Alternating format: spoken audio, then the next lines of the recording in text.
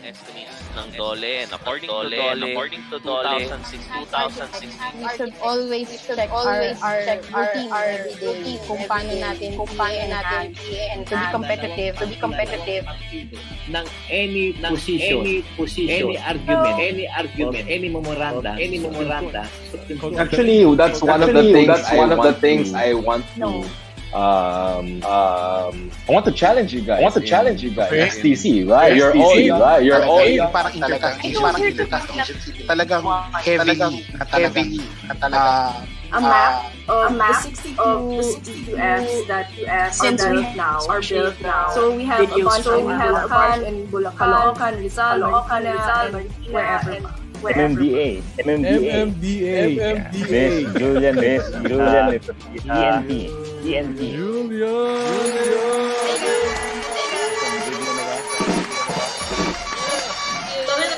Love to talk about, of course, even before this pandemic is the value of streets and the way that we see them, the way that we place value on them. And also congratulate you all for having this webinar, how we series or session. Session. I'm not mistaken. Correct me if I'm wrong. Kayo lang yata ang software ng AEC ang gumagawa nito. Tama ba? Hindi namin alam.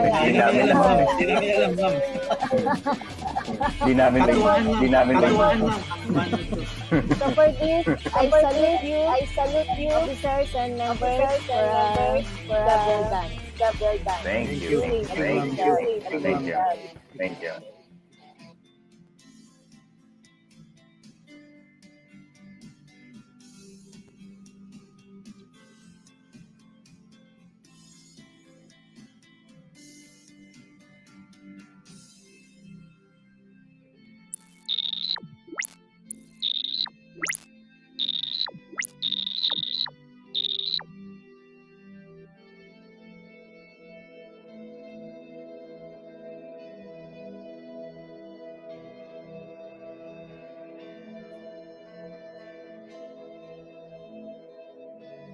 Ano ko lang, habang waiting for Sir Noy, kasi kaya nag-come up with draft and board nag-comments habang nag-RT hustle tayo, nag-comment si Sir Noy na baka gusto nyong mamigay ng drafting board for ganyan. So, sinagot ko yung comment niya. Sige sir, gawin natin. And the rest is history. Ayan ang So yun nga, sabi ni Sir Noy, it was a start. It was an idea, started sa comment, and then put into action. Very supportive, I guess, Bonds and Mitch, being the best persons that they are, nakita ng opportunity para tumulong. Architect tulong.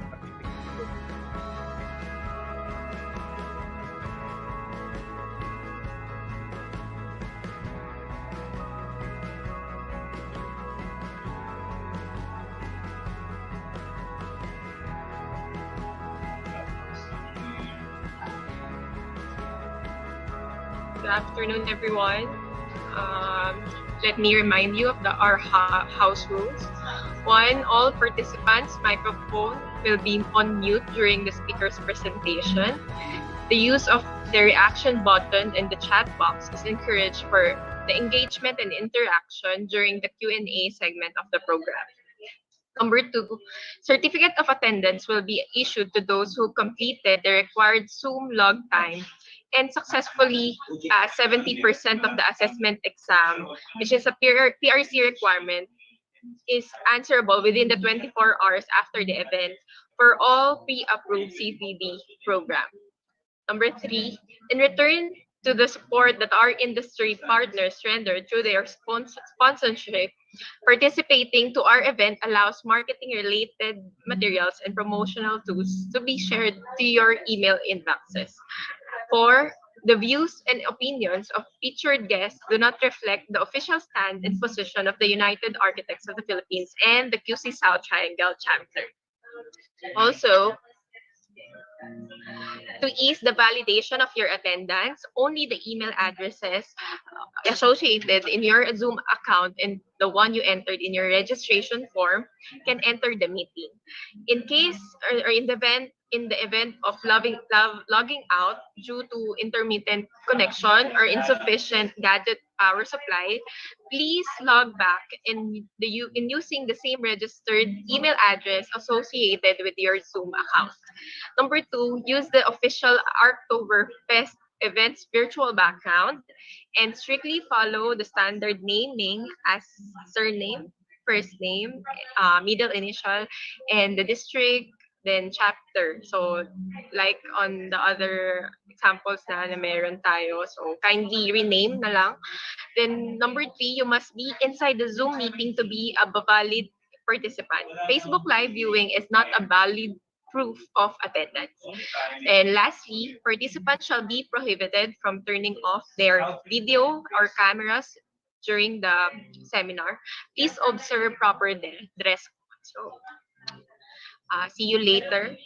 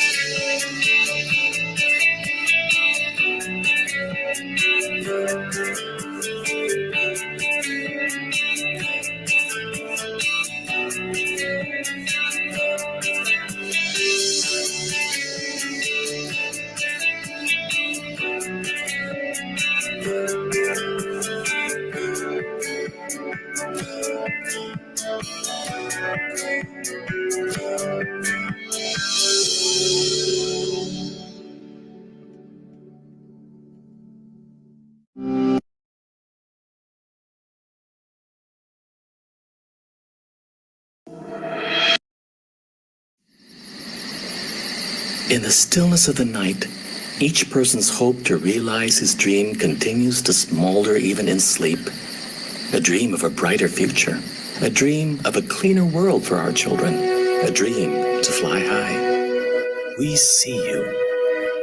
This is our vision, that together we soar. The Filipino families' needs for their living and working environments are fast evolving. Every step you take, we are there to offer solutions.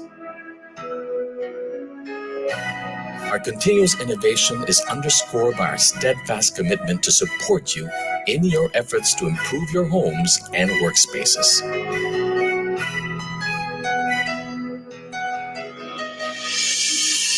Our facilities adhere to the highest standards in the industry.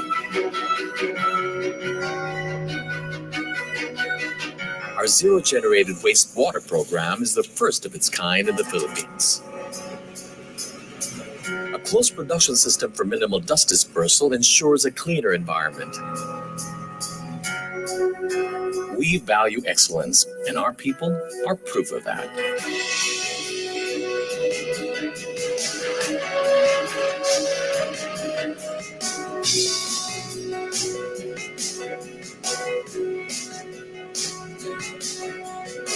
We provide lead-free, low VOC, and odorless products that contain innovative ingredients to improve their performance.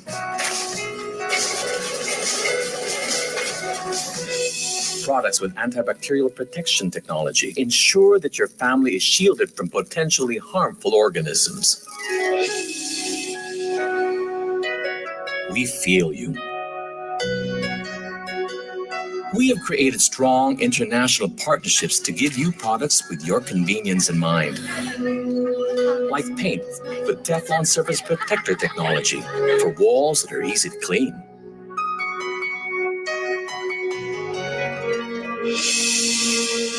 We hear you.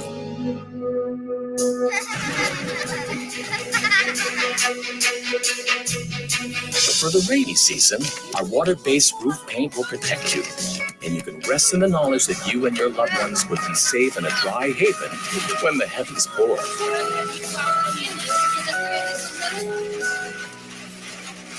We understand you.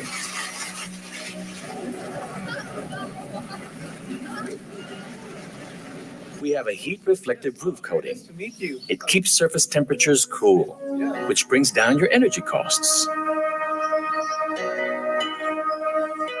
Our water-based paint provides excellent hiding. You need less, so it saves you time, effort, and money. We care for you. We are one with you in building a cleaner environment for your family.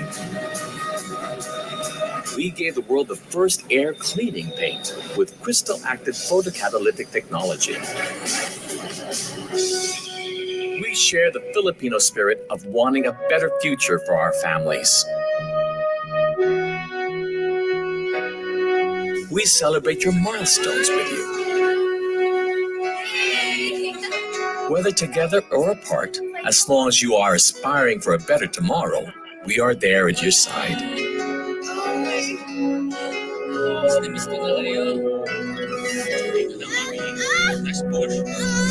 And we are committed to the country's future generation.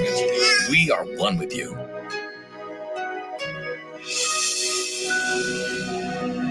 We support deserving students and provide them with the means for an education.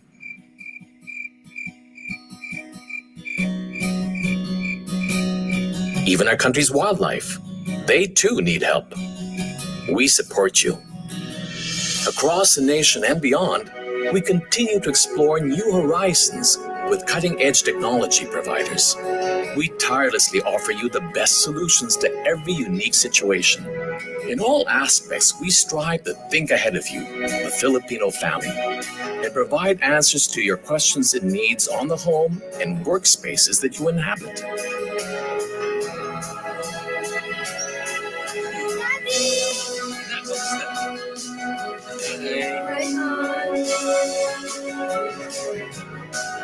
We are explorers in our world. We are innovators in our craft.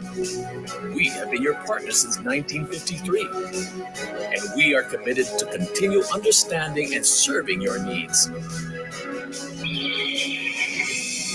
Because we are Boyson.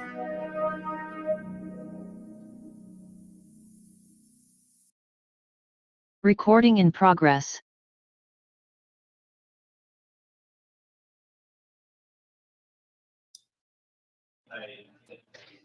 Good afternoon, everyone. Let me remind you again of our house rules. For our house rules, first, to ease the validation of your attendance, only the email addresses or the address associated in your Zoom account and the one you entered in your registration form can enter the meeting.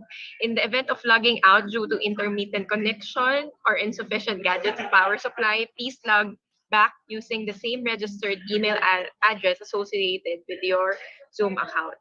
And kindly accomplish also the attendance sheet form that will be in our chat box.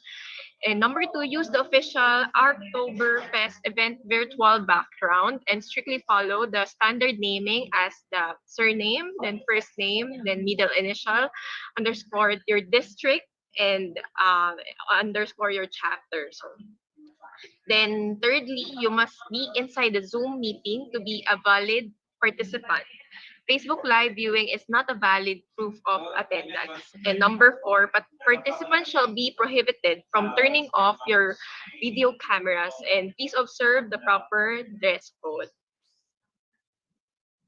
And next, all participants' microphone will be on mute during the speaker's presentation. The use of the reaction button and the chat box is encouraged for the engagement and interaction during the Q&A segment of the program. Number 2, certificate of attendance will be issued to those who completed the required log time and successfully passed 70% of the assessment exam, which is a PRC requirement and answerable within the 24 hours after the event for all pre-approved CBB program. Number 3, in the return of support that our industry partners render through their sponsorship, participating to our event allows marketing-related materials and promotional tools to be shared to your email inboxes. The views and opinions of featured guests do not reflect the official stand and position of the United Architects of the Philippines and the QC South Triangle chapter. So let's be ready in a few on the singing of our national anthem.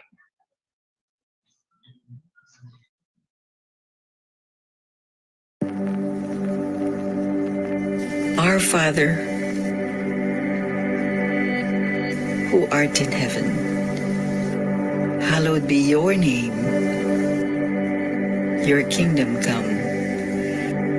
Your will be done on earth as it is in heaven. Give us this day our daily bread, and forgive us our debts, as we also have forgiven our debtors. And do not lead us into temptation, but deliver us from evil. For thine is the kingdom, and the power, and the glory forever. Amen.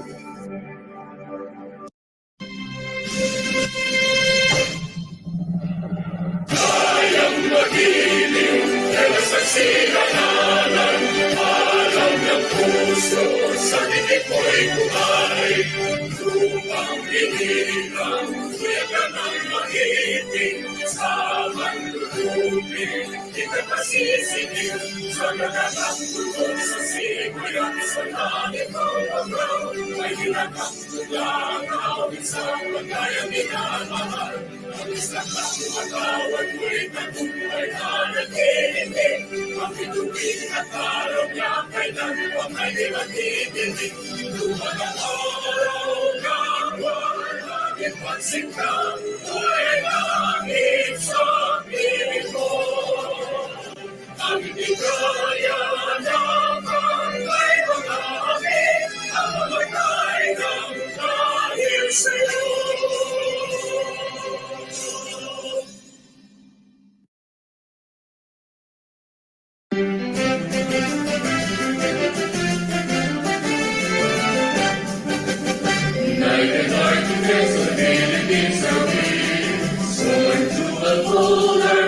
just dignity.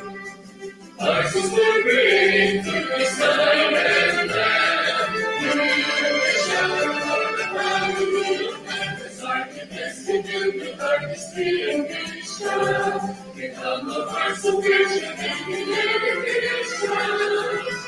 Abiding strength with dignity and peace in the hearts of humanity.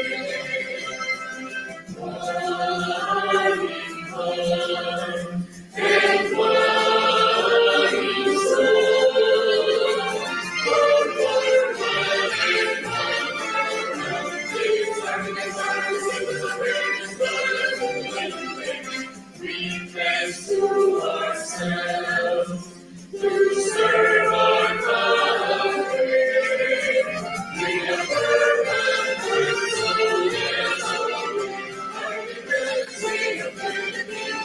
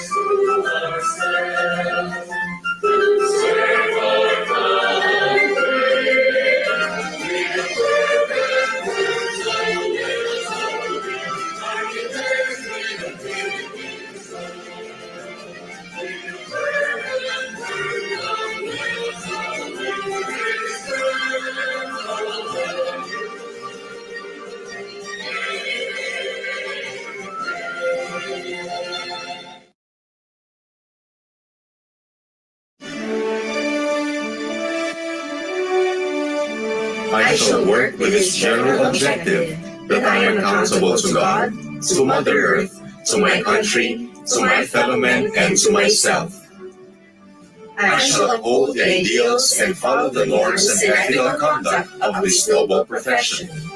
I shall pursue moral and professional excellence to the utmost level of integrity, through industrious dedication and meaningful application to my work that merits a reputation for quality of services worthy of their remuneration. I shall pledge myself to the highest standard of professionalism in relation to clients, colleagues, industry partners, and society. I shall dedicate myself to the pursuit of creative endeavor towards the goal of enlightened art and science, generously sharing it. I shall respect the rights and works of my colleagues in the profession and confine my comments to constructive intents. I shall endeavor to do my duty in the protection of our common environment and the preservation of architectural heritage for the sake of the present and future generations. So help me God.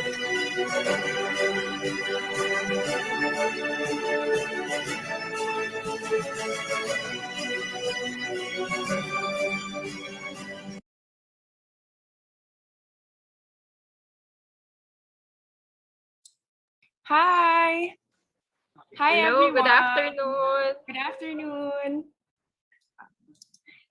Hi, Burley. Hi! So my name is Burley Loxin, zooming in from my bedroom, broadcasting from the Philippines and all over Facebook and YouTube.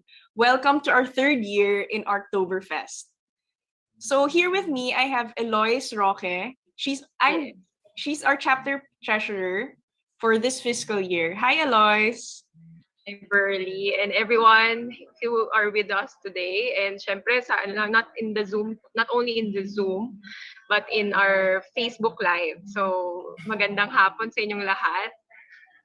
How are you, Burley? I'm okay. Yes. So, I hope everyone is okay as well. Yes. So let's get to it. So, before we start, what's Oktoberfest? So, for the few people na first time nyo dito sa UAP, QC South Chapter South Triangle Chapter event. This is our annual festival, which happens on October, hence the name ARKTOBERFEST. So, right, Burley. Actually, it's our third year na, no? It's our every day, every October tradition. It's a yearly tradition, and every year lumalaki and talagang it's nagde-develop yung event natin, yung program natin in the chapter.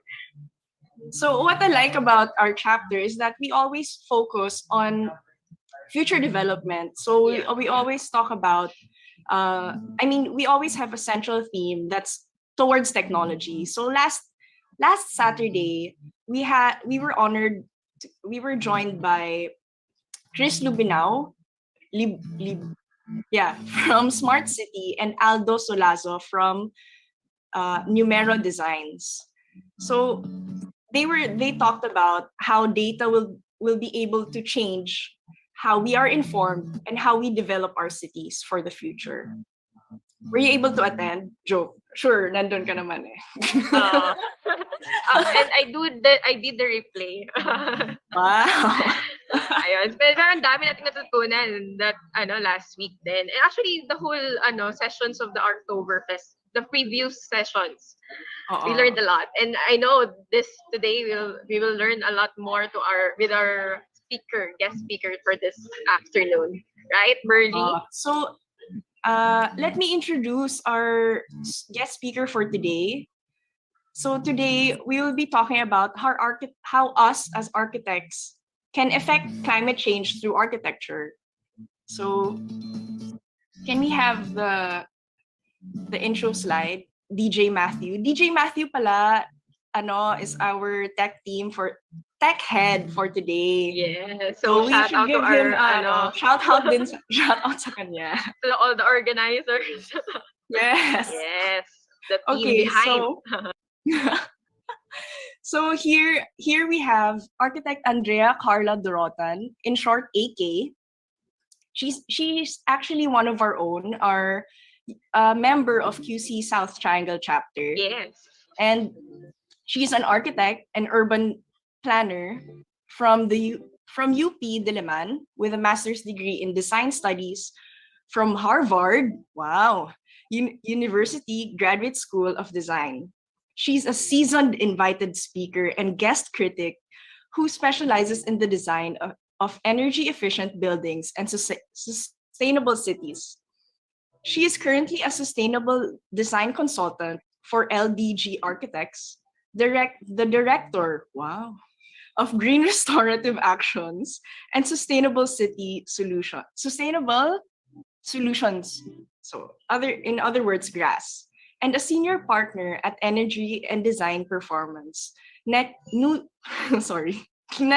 company. She's also a former senior urban designer at AECOM and former consultant at Clark Green City Project. So let us give a warm round of applause for architect AK Dorotan. Hello? Naririnig ba ako? Good afternoon. Yes, we can hear you clearly. Good afternoon, everyone. Thank you, Architect Burley, for the introduction. We finally meet. Oo nga. And thank you for the chapter for inviting me to talk. And I know nakatapos lang ng lunch, so medyo inaantok yung iba sa atin, but I think it's a timely topic. So I appreciate the people that are tuning in. So teka lang, I will share my screen. Yes.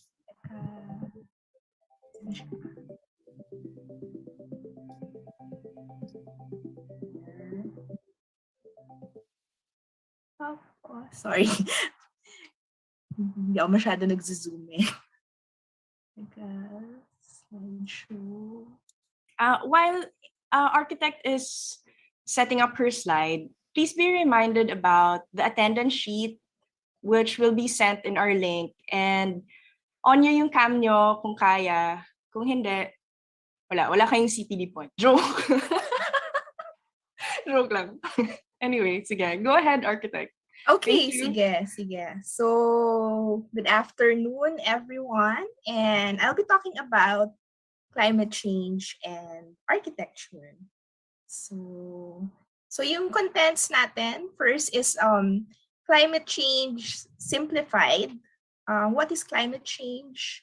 Next is our, parang pumangat tuloy, our bad future, our bad profession, and then syempre dapat may something positive. So our better future.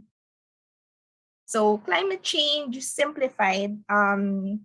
There are a lot of scientific definitions of climate change, and actually, ang pinaka-official or if you want something official or scientific, you go to the IPCC, no? So it's the Intergovernmental Panel on Climate Change. It's by the UN, and sila yung official body for assessing the science related to climate change. No? And then if you do a very quick Google, if you do a quick Google, what is climate change?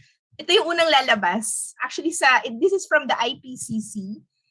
So climate change is both human-induced, and it's human-induced, and it's large-scale impacts on the weather patterns. No, there have been previous climate change in the history of the Earth and mankind, pero ito daw yung time na sobrang bilis talaga, and actually totoo siya kasi di ba nararamdaman naman talaga natin.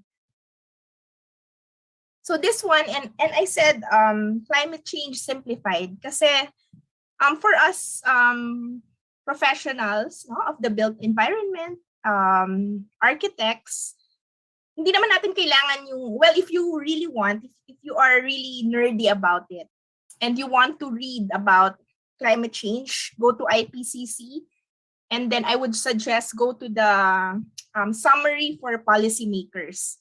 Pero yung report kasi is very technical and very scientific, and although we are very technical professionals, very scientific talaga siya. Pero pag isa-start mo siyang basahin, it's really a very sad report, no? Kasi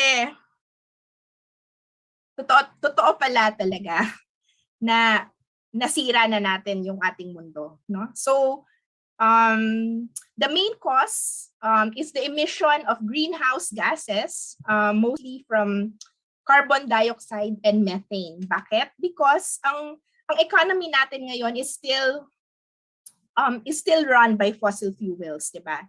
Fossil fuels which are turned into gasoline, converted for energy use like electricity, no? And then yung nakakagulat is the methane, no? So methane is isa sa mga producers ng methane is cattle, no? Cow. So even the way we eat, no, our love of meat or karne, may impact pala sa climate change, no? And then this one, agriculture, no? So steel making, cement production, no? Diba? These are the things that we are using for our buildings, no? Even the simplest house, or let's say gagawa ka ng dog house, gagamit ka ng cement and steel, and it's already contributing to greenhouse gases pala, no? So and then in the next few slides, no, I'll be showing some illustrations, and I would just like to clarify, it's not mine. It's from the New York Times. It's a climate change explanation for kids, no? And I find it very, it's simplified, madaling basahin, madaling intindihin, if we don't want to get to the nitty-gritty of the science. And it's bad future, better future. So yung sabi nga, di ba, the main cause of climate change is the emission of greenhouse gases, no? And then, yeah, this one is from the New York Times picture, no? Because our world, the entire Earth, is still reliant on fossil fuels, no, to run our industry, our day-to-day lives. And then cement, no, yung sinasabi nga, cement pala, no, is a very destructive material. And although we use it for all our building constructions, no? So cement, steel, and other industries account for 20% of global emissions. And then yung sabi ko nga, even the way we eat, no? Cattle produces greenhouse gases, no? So, and I think siguro 5 years ago, if I'm gonna talk about climate change and say we are in a bad future, parang mahirap isipin, no? What was 5 years ago? Mga 2016? Tama ba yung math? 2016, di ba? Hindi natin naisip na magkakaganito. Magto 2 years na yung pandemic.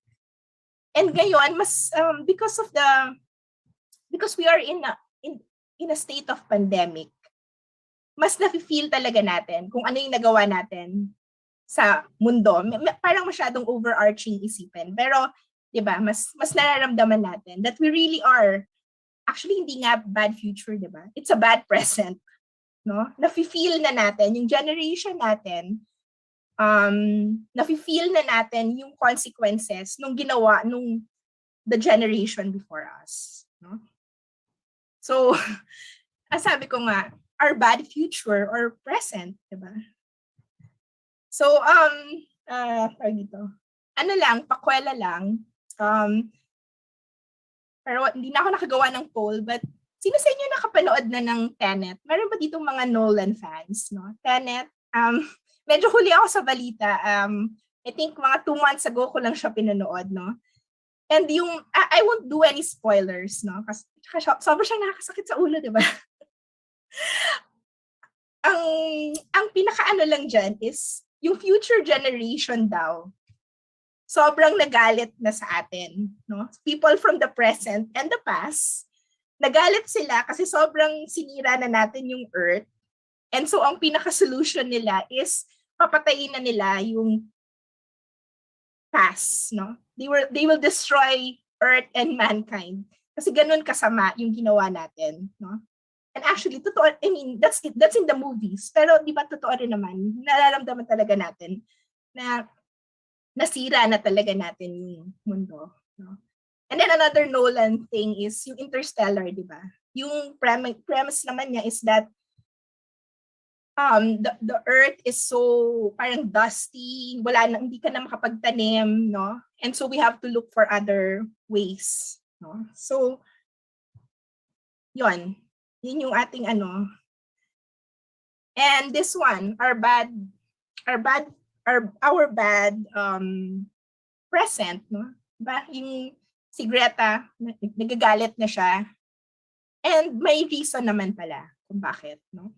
Yung younger generations, yung mas younger pa sa atin, no? So I think yung iba sa atin may mga anak na, no?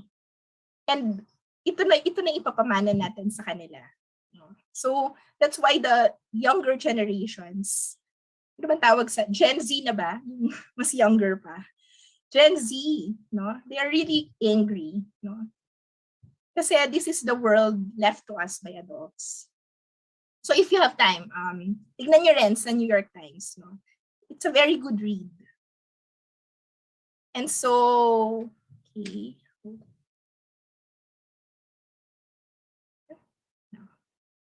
So this one, this is the scientific. Yung sinasabi ko na medyo scientific, but let's take a few minutes, no, to look at the graph. This is from the IPCC, no, the science behind climate change. And then dito pinapakita yung temperature rise, no. So let's say nung 1960s, 'di ba? Mas konti ang population, mas konti ang gadgets, mababa yung temperature. And then let's look at the line yung 2020 and 2100. So that's a span of 80 years. In a span of 80 years, dapat pababain natin yung climate, no? Ang gist lang dyan is, ang nakakalungkot lang na summary is that climate change is really happening. It's there. We already did the damage. It's happening. And ang kaya na lang natin gawin, and when I say natin, it's the whole world, is that pababain siya, stabilize siya into 1.5 degrees Celsius. So climate change is there. Hindi na natin kayang pabalikin pa, let's say, dun sa yung normal na 1 degrees. Ang pinakakaya na lang natin gawin is mapababa siya by 1.5 degrees Celsius by 2100. No? So this is what the world is trying to do. Okay? And then just a look at the consequences, no? Ano yung mga nangyayari na. And ang ano dyan is, if hindi natin mapababa by 2100, mas dire yung consequences. Or baka wala na. Baka yung mga sci-fi movie itsura na yung scenario na mangyayari. And this is just a look at the impact na mangyayari, no? So yung warming of the corals, nawawala na yung corals, and also yung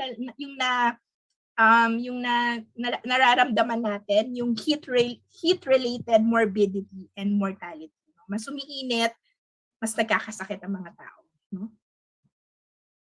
And so this one is just a snapshot na yung sabi ko nga, 'di ba? If titignan niyo yung una nating graph, no? This is the scientific graph, the temperature. Mag-concentrate tayo from 2020 to 2100.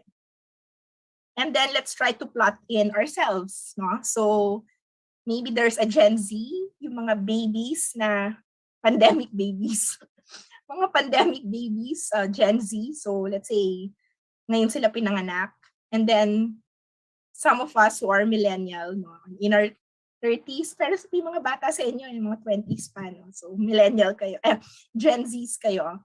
And let's say meron kang na-design na building and it was constructed and built around 2020. No?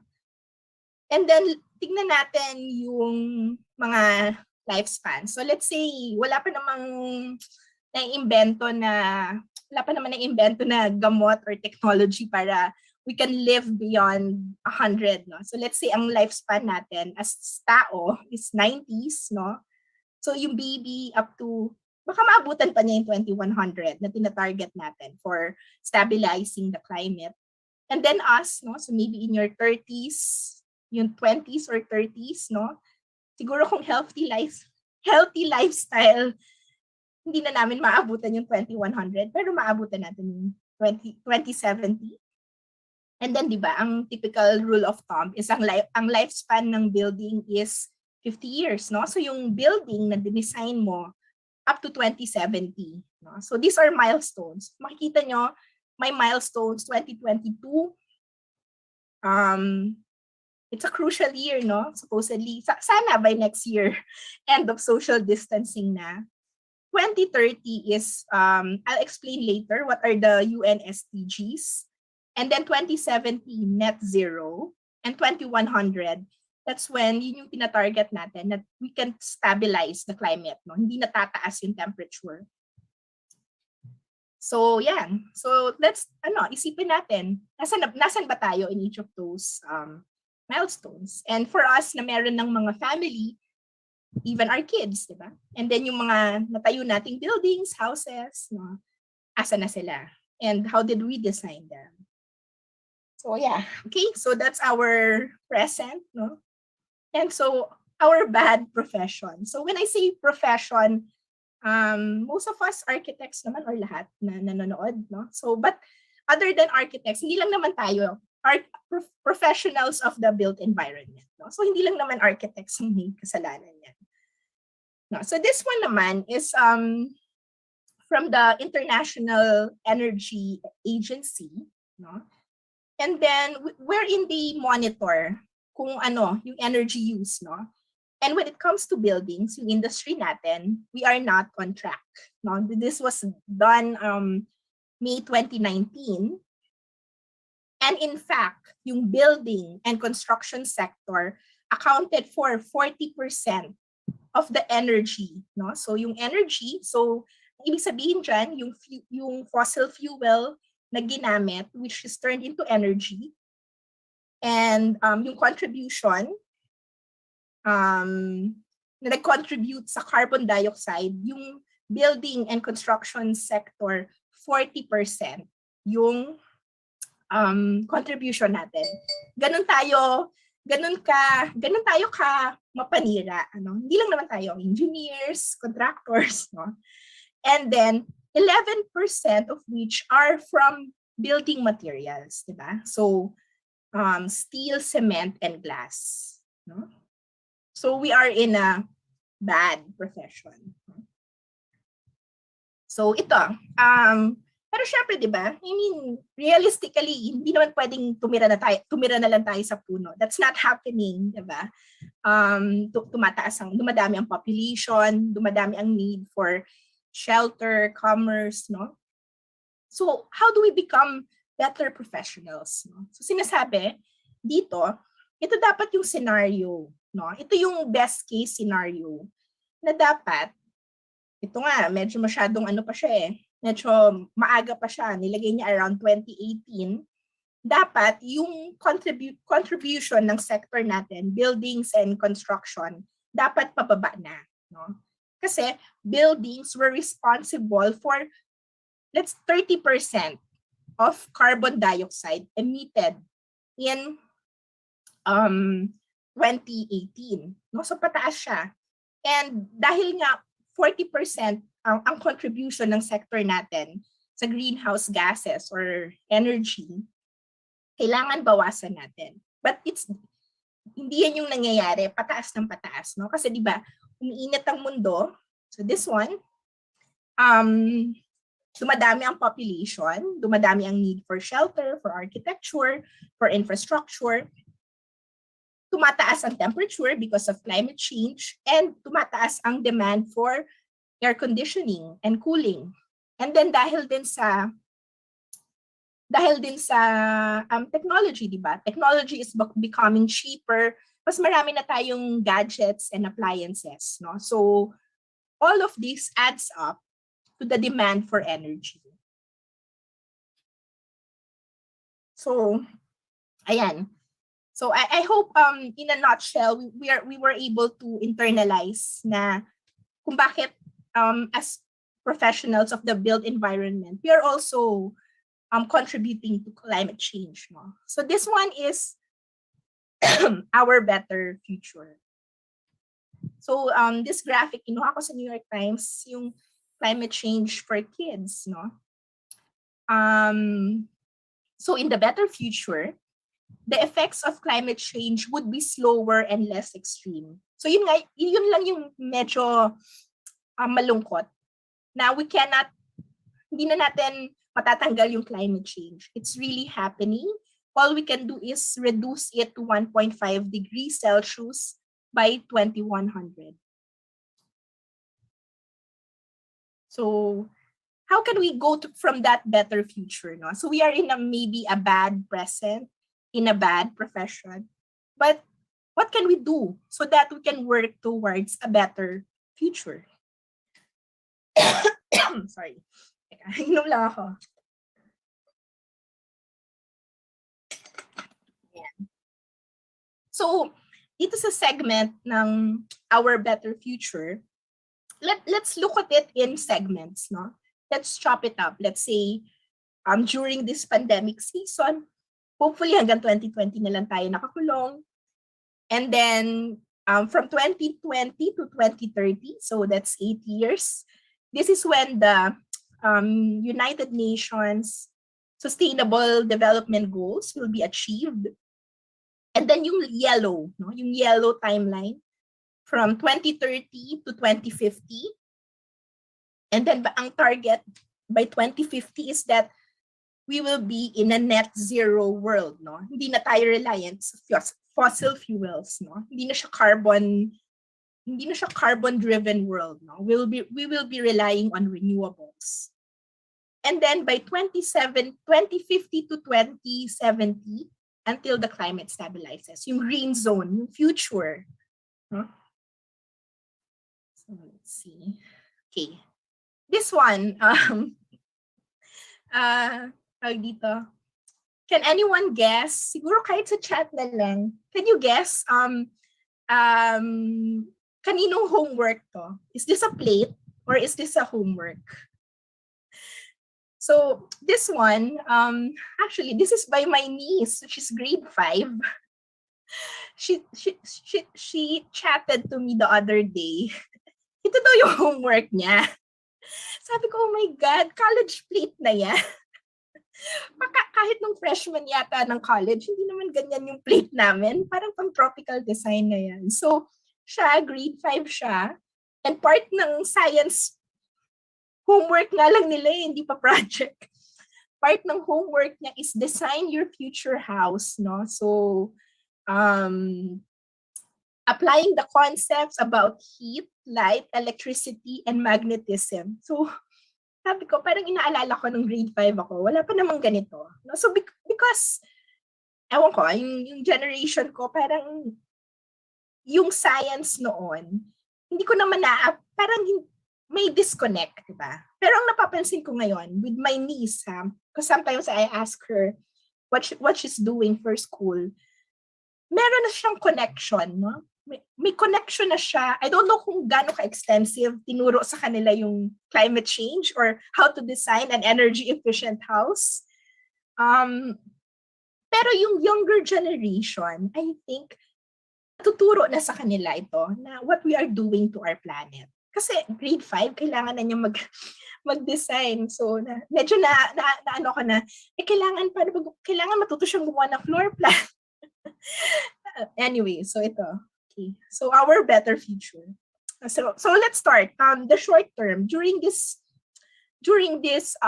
pandemic season. No, let's say 2 years, 3 years. How do we live? No. So this one, I'll be sharing with you that something that was conceptualized by my Green Architecture Advocacy Philippines. So I'm part of that. And we conceptualized this last year, no? Na nung bigla tayong nakulong, we couldn't go out, and then what do we do? And so we came up with three strategies, no? So survivability, self-efficiency, and sustainability. So let's take a look at it. No? So nandito tayo ngayon sa period in our lives where maybe most of us spend, let's say, 90% of our time indoors, no? Hindi tayo masyado makalabas.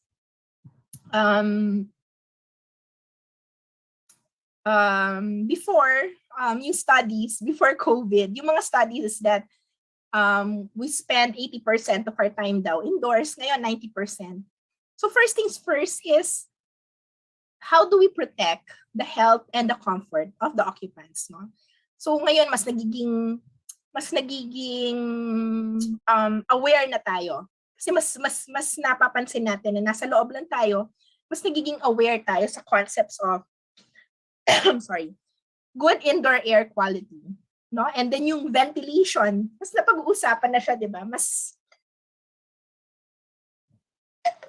na dahil may health na involved, yung flow ng air, kung palabas, na-ventilate ba yung space, is now very important. No? Di ba dati, gusto lang natin ng good ventilation kasi mainit. Pero ngayon, may double effect na dahil yung mga pathogens, no? Bacteria. So, ventilation is very important, both mechanically and naturally. No? So, ang isa sa mga things that we can do in our house actually is looking at the combustion, yung combustion particles. So ang ano dyan is that, let's say pag nagla-light ka ng stove, nagkakaroon yan ng combustion particles, and that goes to your lungs, no? And especially, kaya nagkakaroon ng, especially children or yung mga senior citizens, mas vulnerable sila dyan. And then another thing is entryway systems. So before COVID, no, nagkaroon na tayo ng ganitong usapan term. Before COVID, hindi natin maisip yung bakit ba importante na yung may parang yung kaskasan ng paa, no? So isa to kasi sa mga yung entryway grill, yung grates and grills, yung pagpasok mo, let's say, sa mall, and then let's say 2 meters, may parang rug, and then ikakaskas mo yung paa mo doon. When I was doing a LED building, I think 5 years ago, and we were explaining to the owner na ito madaling points to sa lead, yung entryway system, yung kaskasan ng paa, the owner could not appreciate. Hindi niya ma-appreciate. Para saan? I mean, bakit? I mean, mall naman yan eh. So, hindi kailangan na malinis or whatever. Pero because of COVID, diba, na-appreciate natin ngayon because the dirt that we that comes from outside, binibring natin inside. So even in our own homes, diba, nagbilihan na tayo nung parang mat na ikakaskas muna yung ano mo, yung paa mo. So entryway systems to capture dirt, no, to protect the interior from the exterior. So, and then another concept, yung self-sufficiency, efficient buildings, no. So una is water, rainwater harvesting. Alam naman natin to, diba? Water recycling through dual pipe systems. For energy, as our tawag dito, nauuso na rin, no? Ngayon mas nagiging mura na rin yung solar panel. So we can assess our rooftops even for residential kung ano yung potential niya for solar panel, no? So you have to consider ano ba yung orientation, nasa shadow ba siya, kasi baka bumili ka ng solar panel and then mali naman pala yung orientation ng bahay mo. So sayang lang. So you have to assess din. Wag mo lang isasalpak. And then this one, edible gardens for self-sufficiency. Di ba I think last year, nung nagkaroon ng pandemic, nag-start ng pandemic, dumami yung mga plantitos and plantitas. No? Kasi we were stuck indoors, maraming nag-garden, maraming na-appreciate maraming nagtanim ng pechay. Lalo na dun sa may konting bakuran, or even those in their condos. No? And this one, yung picture dito, this was a challenge, no, from the landscape architects, and nag-conceptualize sila. How do you do it? No? How do you have an edible garden in a 1 square meter space? No? So yung mga greeneries natin, whether they be edible or non-edible, they reduce the heat gains. No? They reduce the heat island effect, meaning yung araw, no, dahil puro semento, mas umiinit yung city natin. But if we have greens, no, and because they also absorb carbon dioxide, no, they improve the air quality, they enhance the urban biodiversity, and they absorb the carbon dioxide emissions. No? So yung greeneries, and I think this pandemic, ito yung na-appreciate natin yung mga parks, di ba? Yung sabik na sabik tayo. Kasi bawal ka naman. Hindi lang bawal, no? Takot kang magpunta sa malls. Di ba dati mall-going people tayo? And then because of COVID, natakot tayo. Hindi tayo sure kung gaano tayo ka-safe sa malls. So we started spending our time outdoors kung pwede. No? And that's when we appreciate our parks. And napakakunti lang pala ng ating parks. Okay, so sustainability.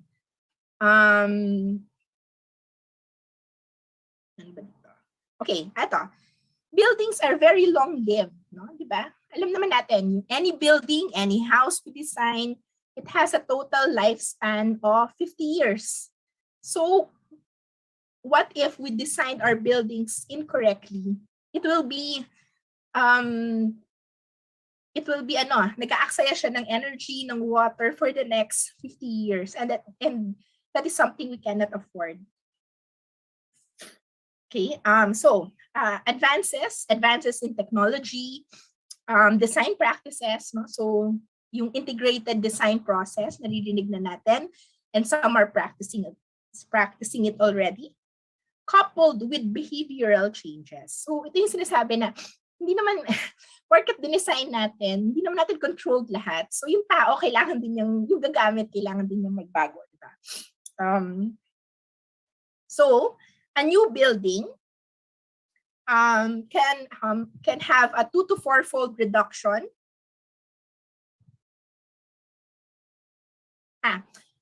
New buildings, if you designed it energy efficient, 2 to 10-fold reduction, and then for retrofits, 2 to 4-fold reduction.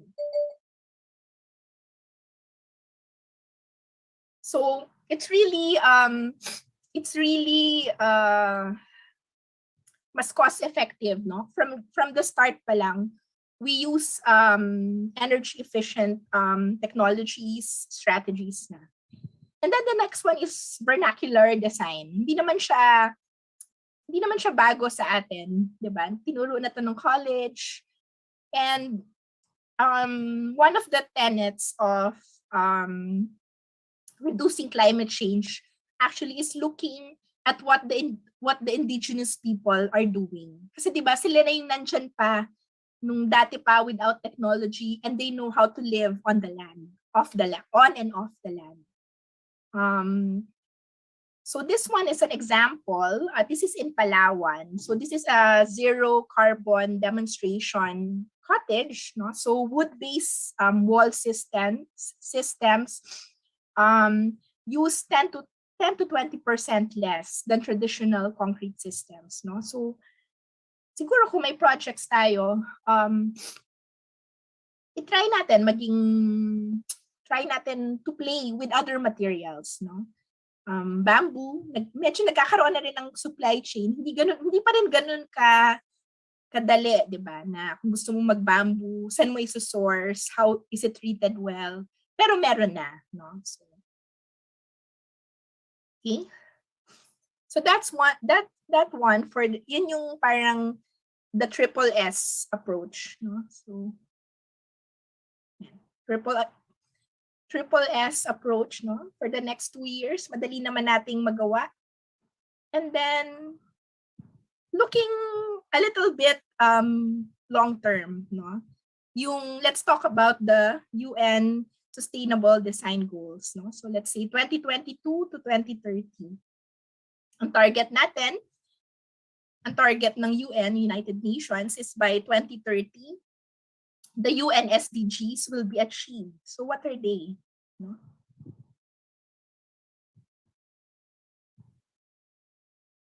So ito yung 17 sustainable design goals, and the graphics are really nice, but at its heart, the 17 sustainable design goals, or the UN's SDGs, are an urgent call for all countries, no? So this was started in 2015. Ang target is by 2030 we can achieve this, to have yung peace and prosperity for all people, no? So meron dyan, no? So basahin niyo na lang. By 20, yun yung lahat ng countries in the UN, ito yung pledge nila na by 2030 ma-achieve natin to, no? No poverty, zero hunger, good health and well-being, and then up to number 17. And then sabi ng IPCC, no? Intergovernmental Panel on Climate Change, for us in the built environment, merong mga robust synergies, no? So ito yung good health and well-being, affordable and clean energy, sustainable cities and communities, responsible consumption and production, and life below water. Now for us in the built environment daw, ito yung because we work on buildings and infrastructure constructions, ito yung we can help meet it, no? So good health and well-being, di ba? How do you design your cities? How do you design your homes? Affordable and clean energy. Ito nga yung magsushift na tayo from fossil fuels to renewable energy. So, sustainable cities, and then yung life below water. And then, ito nga, yung sabi, for us to reach the UN Sustainable Design Goals for peace and prosperity for all people, ito yung sinasabi ng IPCC. We have technological options, no? So, mas nagiging mura na ang technology. For example, solar panels, hindi na siya kasing mahal ng dati. And then yung design practices, no? So, yung sinasabi nga na, as professionals of the built environment, ano yung kailangan nating palitan, no? So, kaya nga, di ba, nagiging ginagawa na natin yung integrated design processes. And then, but not just the design people, yung construction people din. Ano yung mga construction practices na pwede mong gawin? And number 3 is behavioral changes, no? So this applies to everyone and not just us, architects and engineers.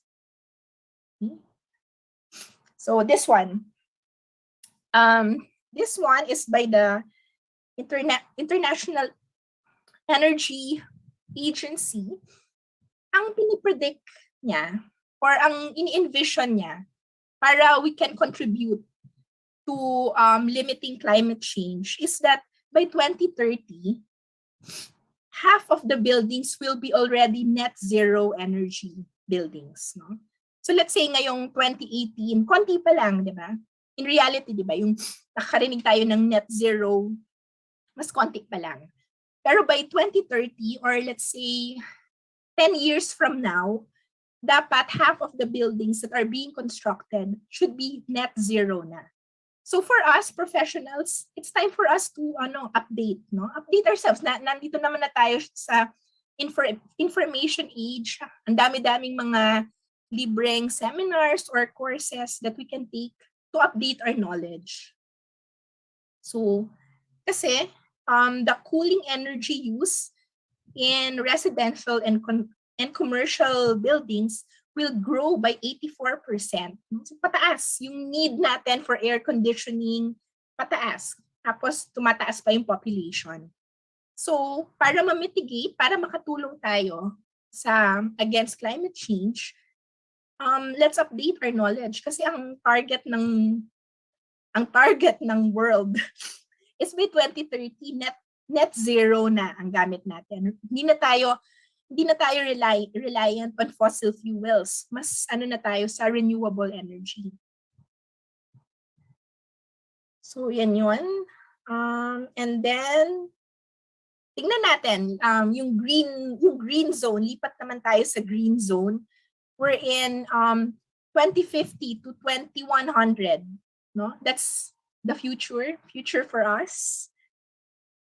So the future is yung mga reports, the future is gonna be a net zero carbon world. Mag-shift na tayo from using fossil fuels to renewable, no? So, di ba ngayon naramdaman ng iba sa atin kasi di ba nagtaas na naman yung presyo ng gasolina, no?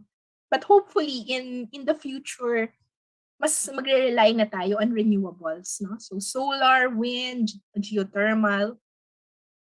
And ano ang mangyayari by 2050? Ano yung pino-project, no? So dahil tataas ang population, no? Pataas naman ang population. Dadami yung need for agricultural land for food and feed crops. And then dahil nga mag-shift na tayo sa renewables, increase for agricultural land for energy crops, no? Ito yung mga pwedeng gamitin as biofuels. And ito, kabaliktaran, yung forest, diba? Ngayon yung forest natin pakonti ng pakonti, pero dapat by 2050 mas nag-increase ang forest natin to combat the diba, yung heat. Ngayon masyado ng sementado yung mga cities natin. But we should be having more forest. And then, ito, less changes towards less resource-intensive diets, no? So, I don't know. Para sa akin, medyo mas mahirap siya, no? Kaya di ba nagkakaroon ng meatless Mondays, no? But let's try to do our part, no? Konti, kahit kaunti. No? Kasi yun na yung trend, yun yung future for a better future. So, yan. Ito, from the New York Times, no, Climate Change for Kids. Maganda yung graphics niya, no? So, gawa din tayo ng sarili natin. No? Let's try to envision a better future. So, sabi dito, we would eat differently in the better future. Many people could eat less meat than they do today, and our farms could grow crops that are well suited to the new climate. So, sorry. Ito pala yun. So, for the future, or if we are designing for the future, kasi di ba, if mag-design tayo ng buildings, even if we design our building today, and it's constructed today, or maybe 5 years from now, aabot pa rin siya sa 2070. So, how do we design it that it is climate adaptive, climate proof, climate smart? So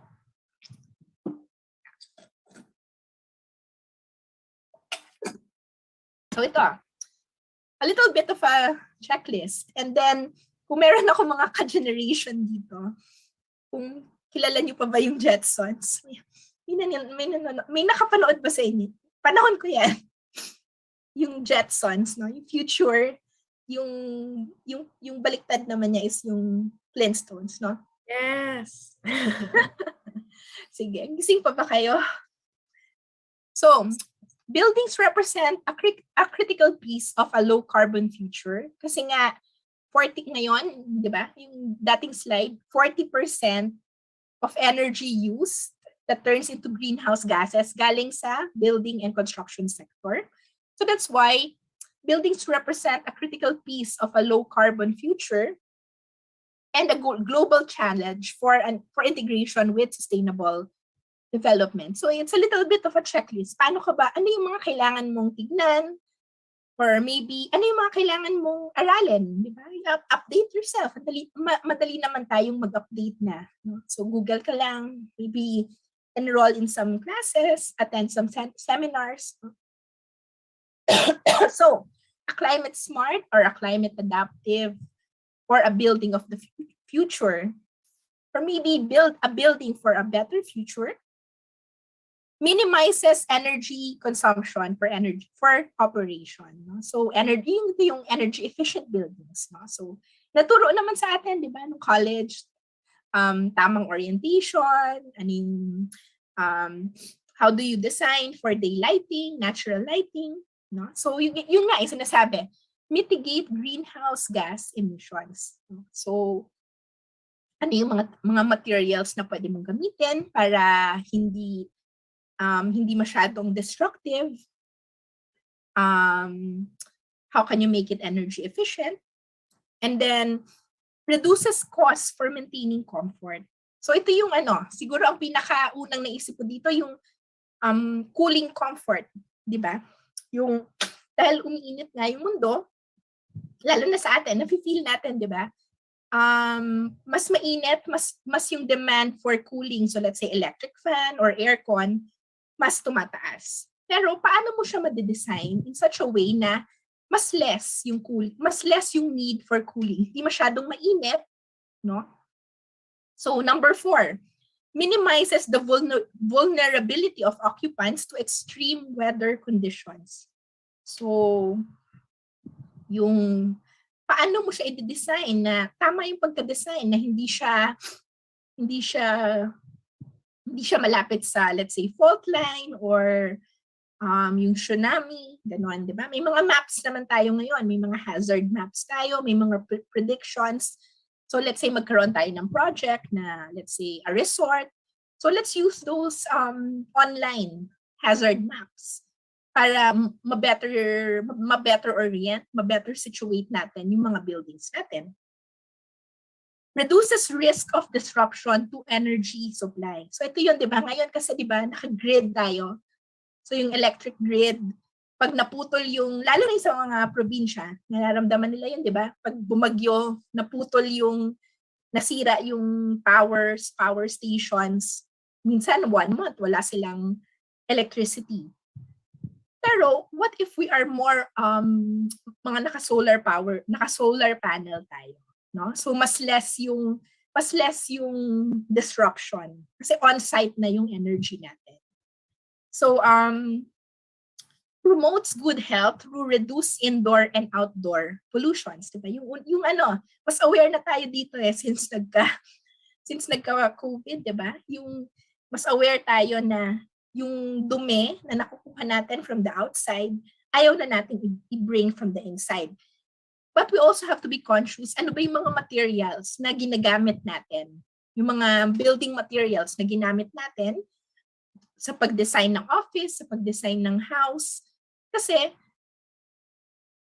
let's say, 90% of the time, nasa bahay tayo. So, nag-i-emit ba siya ng, di ba? Kaya ngayon, mas particular na tayo sa low VOC, yung volatile organic compound, yung mga combustion particles, no? Mas maingat tayo doon, ventilation, na-vent na yung air ba natin umiikot, and na ilalabas. And then promotes productivity and net employment.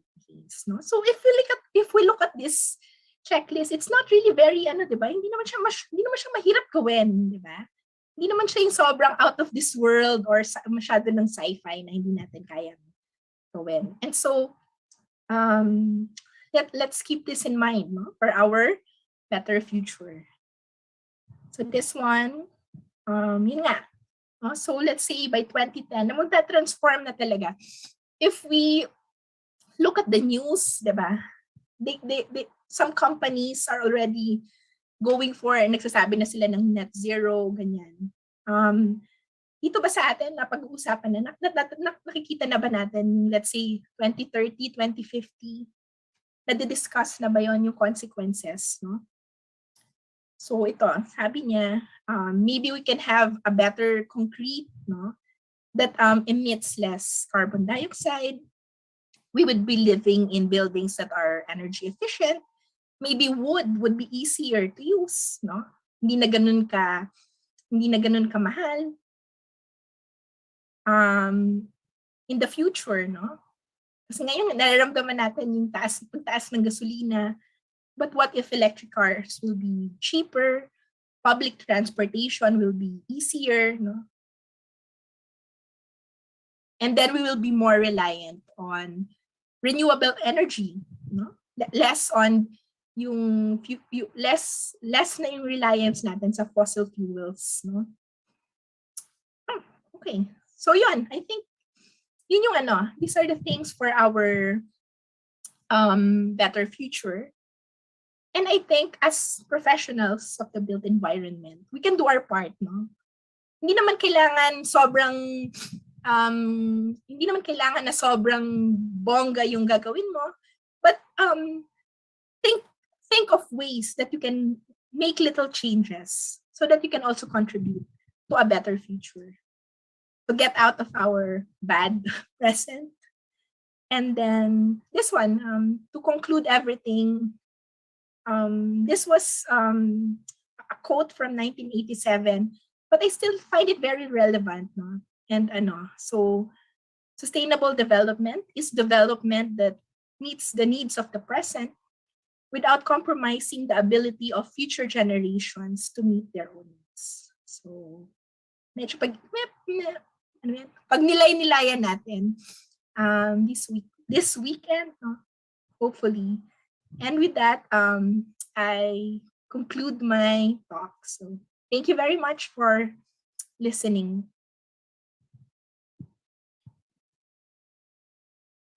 Thank you, AK. Architect AK. Hi, Thank you for your insights. Thank you for your insights on how we as professionals of the built environment should take responsibility for designing a better future. We really do need to flatten the curve of gas emissions in our planet. And I really do appreciate that you gave actionable responses for us that we can do right now.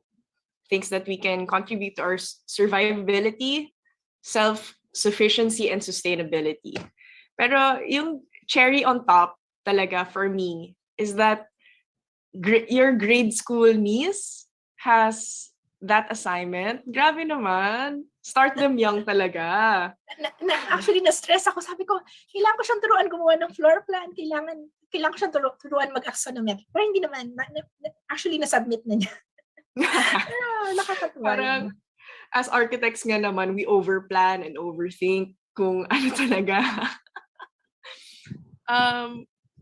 So, I have a question here from... should we open the floor for questions? Yeah. So I have one question here. He asks, if concrete is one of the reasons of greenhouse emissions, is there already or are there developing technology to lessen its negative effects, at least alternative material? Yung isa sa mga requirements ng LEED is looking at recycled content. So maybe when you look for cement, tignan mo din kung ano yung recycled content. Kasi at least pag may percentage of recycled content siya, hindi na siya namina. No? So, ano pa ba? Yun yung naisip ko. Or, hopefully, siguro yung sinasabi din na market transformation na I think if we demand for a better concrete product that is less intensive sa resources or then maybe the manufacturers can produce that for us. Kasi let's say, for example, 10 years ago, nung wala pang hindi pa buzzword yung mga green rating system in buildings, yung paints naman natin, yung normal paints natin, sponsor natin, Boysen, di ba? Dati, kung gusto mo ng, let's say, 10 years ago, kung medyo conscious ka, and then may extra budget ka, kung gusto mo ng low VOC, so low volatile organic compound na paint, ang meron sa market is yung Dunn Edwards, Dunn Edwards, which is very expensive. But because nagkaroon ng demand for green buildings, low VOC paints, Boysen and the other local paint manufacturers, nakatimpla sila ng bagong kind of paint na yung VOC content niya is that of comparable to that of other brands abroad na dati hindi natin na-avail. So I think if we as professionals are more conscious of the materials we are specifying and we are demanding for better products, hopefully yung sinasabi nga dun sa report is that hopefully in the future there will be better cement alternatives or maybe yung renewal, yung hindi na lang cement, no? Baka pwede tayong bumalik sa use of wood, bamboo, and things like that. So,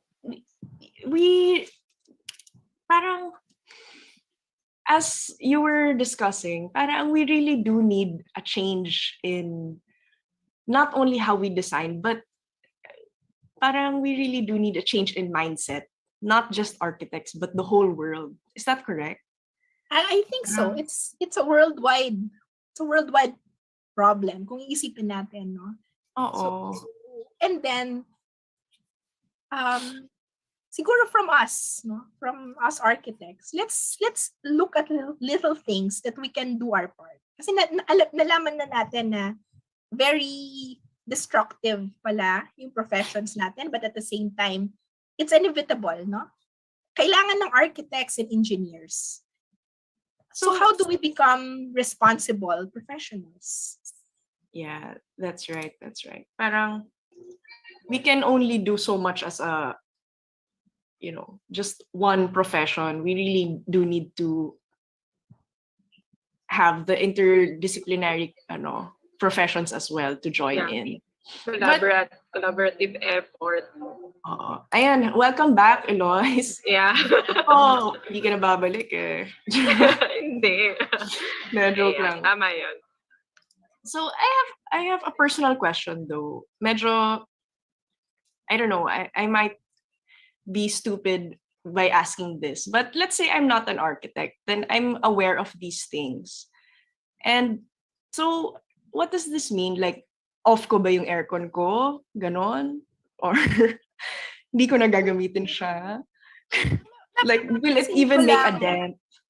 Ang napapansin ko, I think collectively, or I mean, let's say, our generation, nagkaroon ng consciousness, di ba? The last 5 years, dumami na yung nagbabikes. Kasi nung college ako, naalala ko nung college ako, basta hindi ko na sasabihin ko kailan. Nung college ako, yung tito, may isa akong tito from the States, and he suggested that I bike to school. Kasi malapit lang yung school. And at that time, parang ako, yuck. Parang, pero di ba ngayon, di ba, it's normal na to bike. Yes. It's acceptable, it's cool to bike.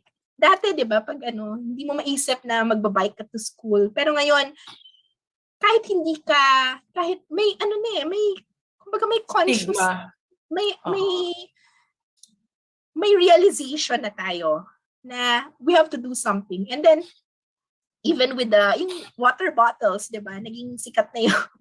Marami na sa atin nagdadala ng water bottles to lessen the plastic, even the products, di ba, may ang dami ng eco products. So, I think kahit hindi ka technical na tao, may ka na may konti ka ng, may consciousness ka na nangyayari. Kasi nararamdaman talaga natin, di ba?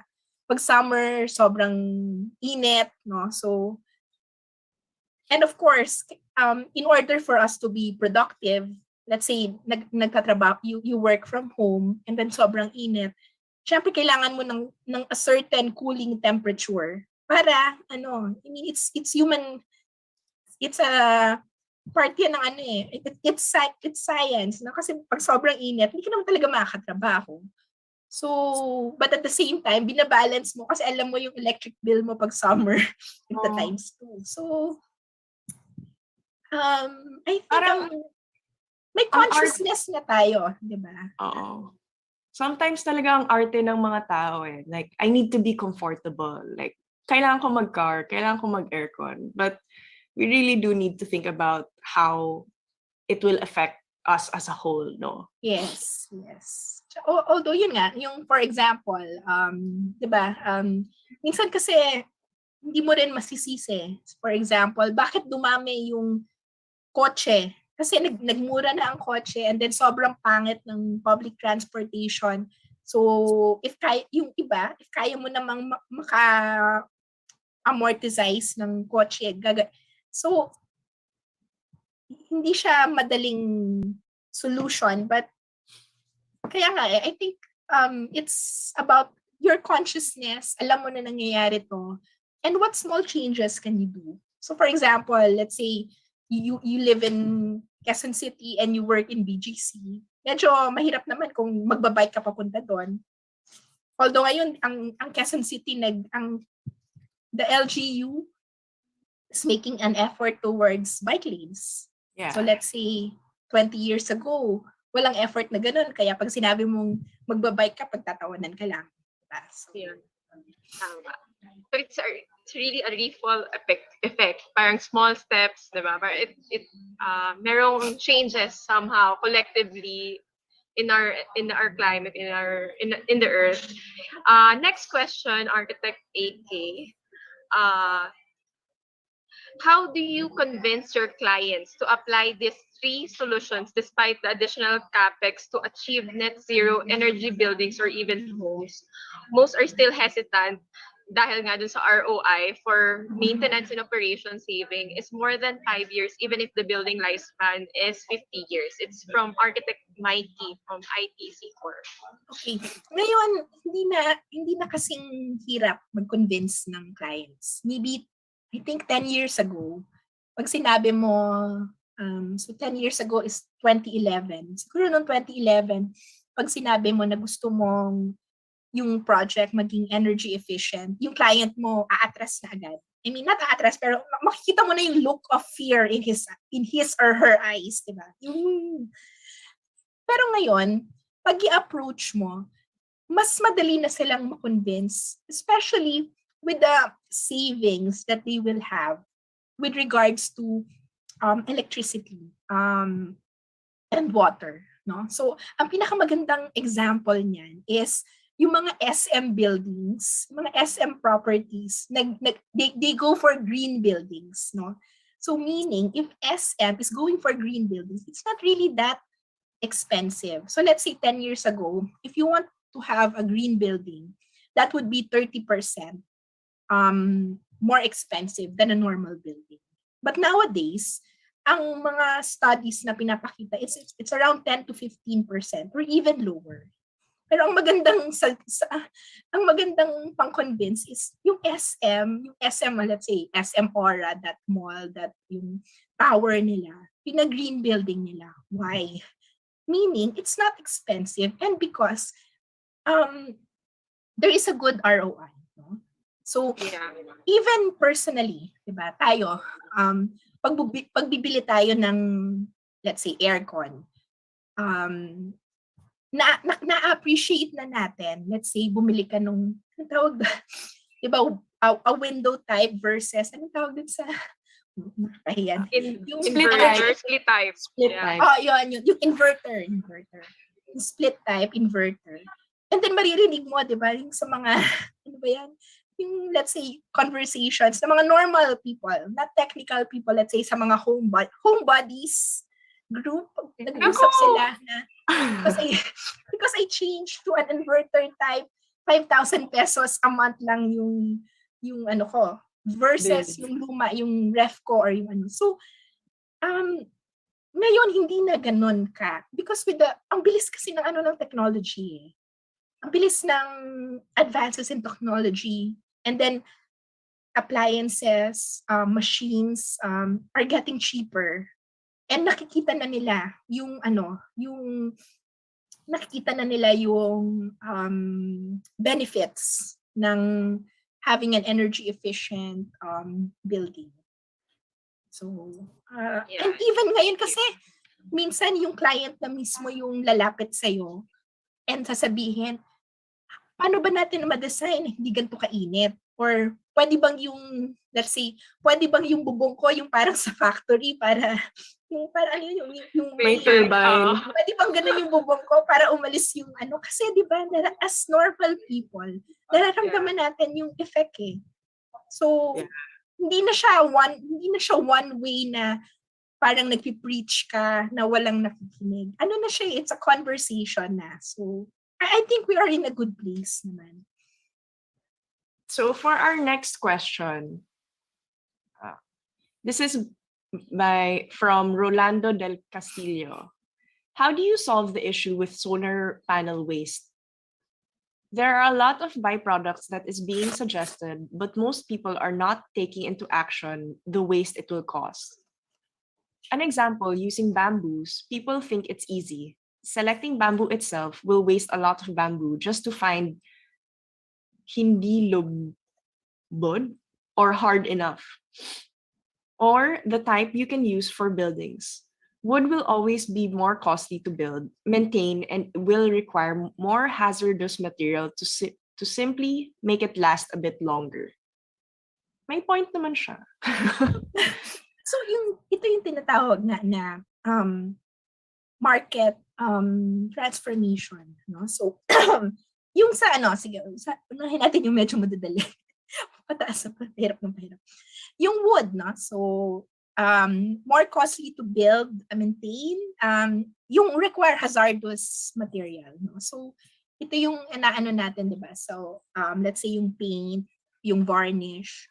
Ang suggestion ko dyan is just look at the standards, not standards, yung mga requirements, let's say for green buildings.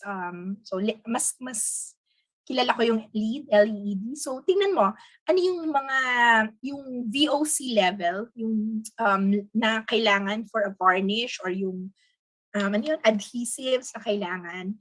You don't need to, kumbaga, if you want to be meticulous about it, if you want to make it healthier, if you want to make it work as a wood, there are options na sa market, no? You just have to do your research so that yung varnish mo, yung adhesives mo, but even kahit hindi lang wood even with tiles, no? Yung tiles, yung tile adhesive mo, nag-i-emit din yun ng VOC. So if you want to be meticulous about it, ang dali naman i-research mo lang, no? So, bamboo, okay.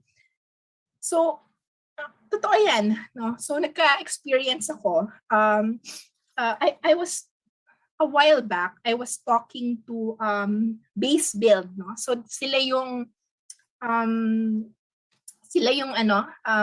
they do research on bamboo and they also manufacture building materials, pero small scale level pa lang.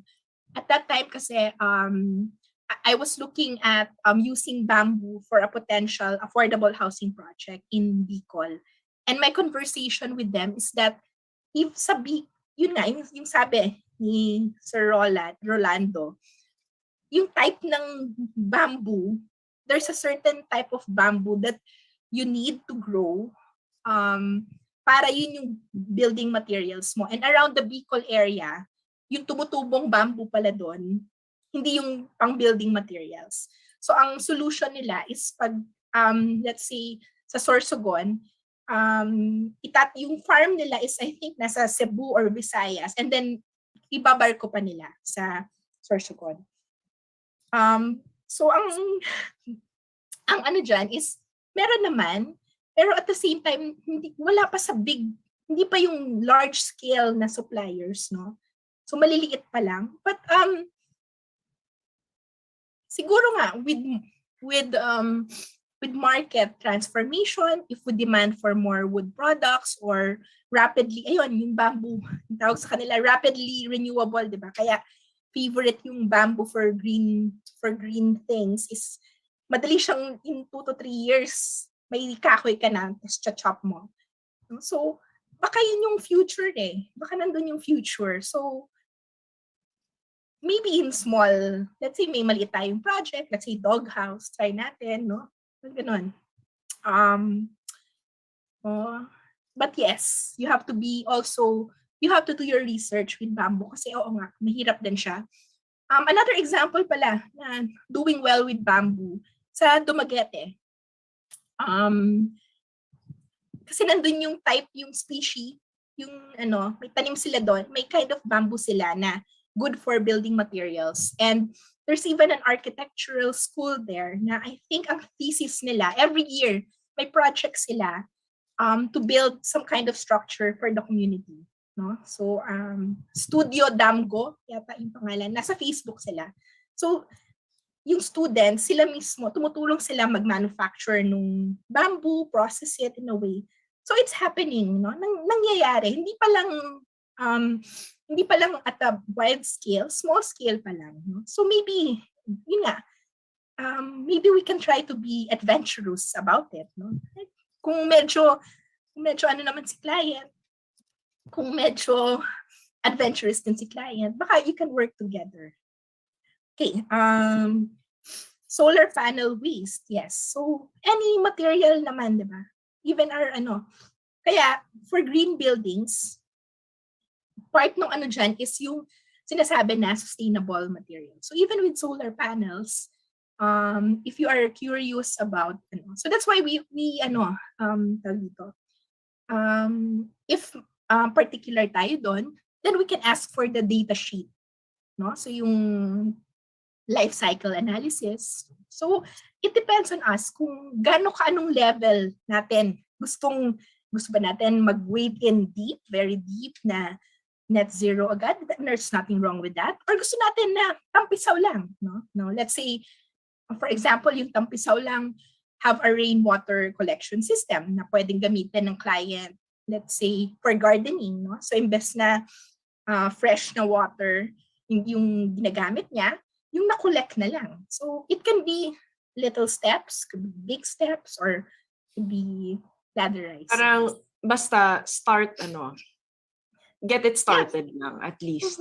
Yes. That's the main goal na. Thank you for your answer. And for our next question naman, si Eloise magbabasa. Yeah, we have a question here from our BP, chapter BP, Architect Archie.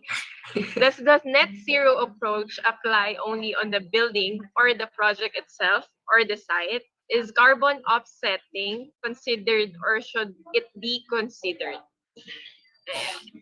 So ngayon, ang net zero is marami pang definitions. Wala pang close definitions. I think the net zero is the next, from 10 years ago, ang buzzword is energy efficient, green buildings. Ngayon, kung papakinggan mo, nag-net zero, net carbon na. No? Pag ganun na yung usapan. So, nakikita natin yung trend, no? Energy efficient. So, and then ngayon, nag-ano na. Kasi, worldwide, nagpe-pledge na yung mga companies, no? So, let's say for example, makakarinig ka ng news na, let's say, Toyota is pledging to be net carbon by 2030. Palagi mo maririnig, it's either 2030 or 2050. Yung mga companies nagpe-pledge na ganun. Kasi yun talaga yung trend. Yun yung napag-usapan ng nations sa UN in order for us, no, ma-stabilize yung climate. So net zero, it could be, ngayon marami pa siyang loopholes, no? Marami pa siyang pwedeng maging approach or meaning. So it could be net carbon. So, or it could be, pag sinabi mo net carbon, pwedeng nagpo-produce ka ng sarili mong energy in such a way na you don't need electricity from the grid. So, carbon offsetting, actually, hindi ko masyado na yung details na ito. So, we can research on it together, I think. But, I think yun nga di ba? So, ang nakikita na natin is, ito pala yung future trend. Nandito tayo. And what are the knowledge that we need to make to upgrade ourselves, no? Hindi naman kailangan na sobrang maging, or pwede kung gusto mo, maging scientist ka, alam mo na lahat kung ano, or unti-untuin mo. Pero kung makikita mo, ang trend pala is ang pinoproject pala by 2030, gusto nila net zero na yung mga buildings. What is net zero? What does it mean? Kasi, even though, for example, dito sa country natin, hindi naman last, pero as much as possible, ayaw nating magbago, di ba? Pero, bakit dumami yung demand for green certified buildings, no? Kasi, for example, nag-increase yung mga BPOs, no? And then yung mga companies, let's say, from the US or kung saan man, gusto nila, pag ang i-rent nila na building, it should be certified. So, bumabalik din sa atin eh. So, ngayon, so for the past 10 years, kaya dumami yung mga buildings, di ba, yung nagpaparent ng office spaces and they're making it already green buildings kasi yung mga potential tenants, yung mga potential clients, sinasabi nila, for example, our company pledges to be net carbon by 2030. So, the office space that we should be renting should be also this. So, ganyan. So, unti-unti ring magte-trickle down sa atin yan. Yung concept of net zero. So, as architects, tignan na natin kung ano ba yung mga pwede nating ma-attendan na seminars, yung mga libreng classes that we can take so that, may upgrade tayo. Yeah. Parang it's a good time to get into retrofitting if you're, Okay. So, let's have our next question. Meron pa ba?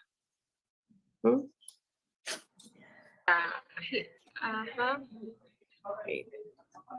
DJ Matthew.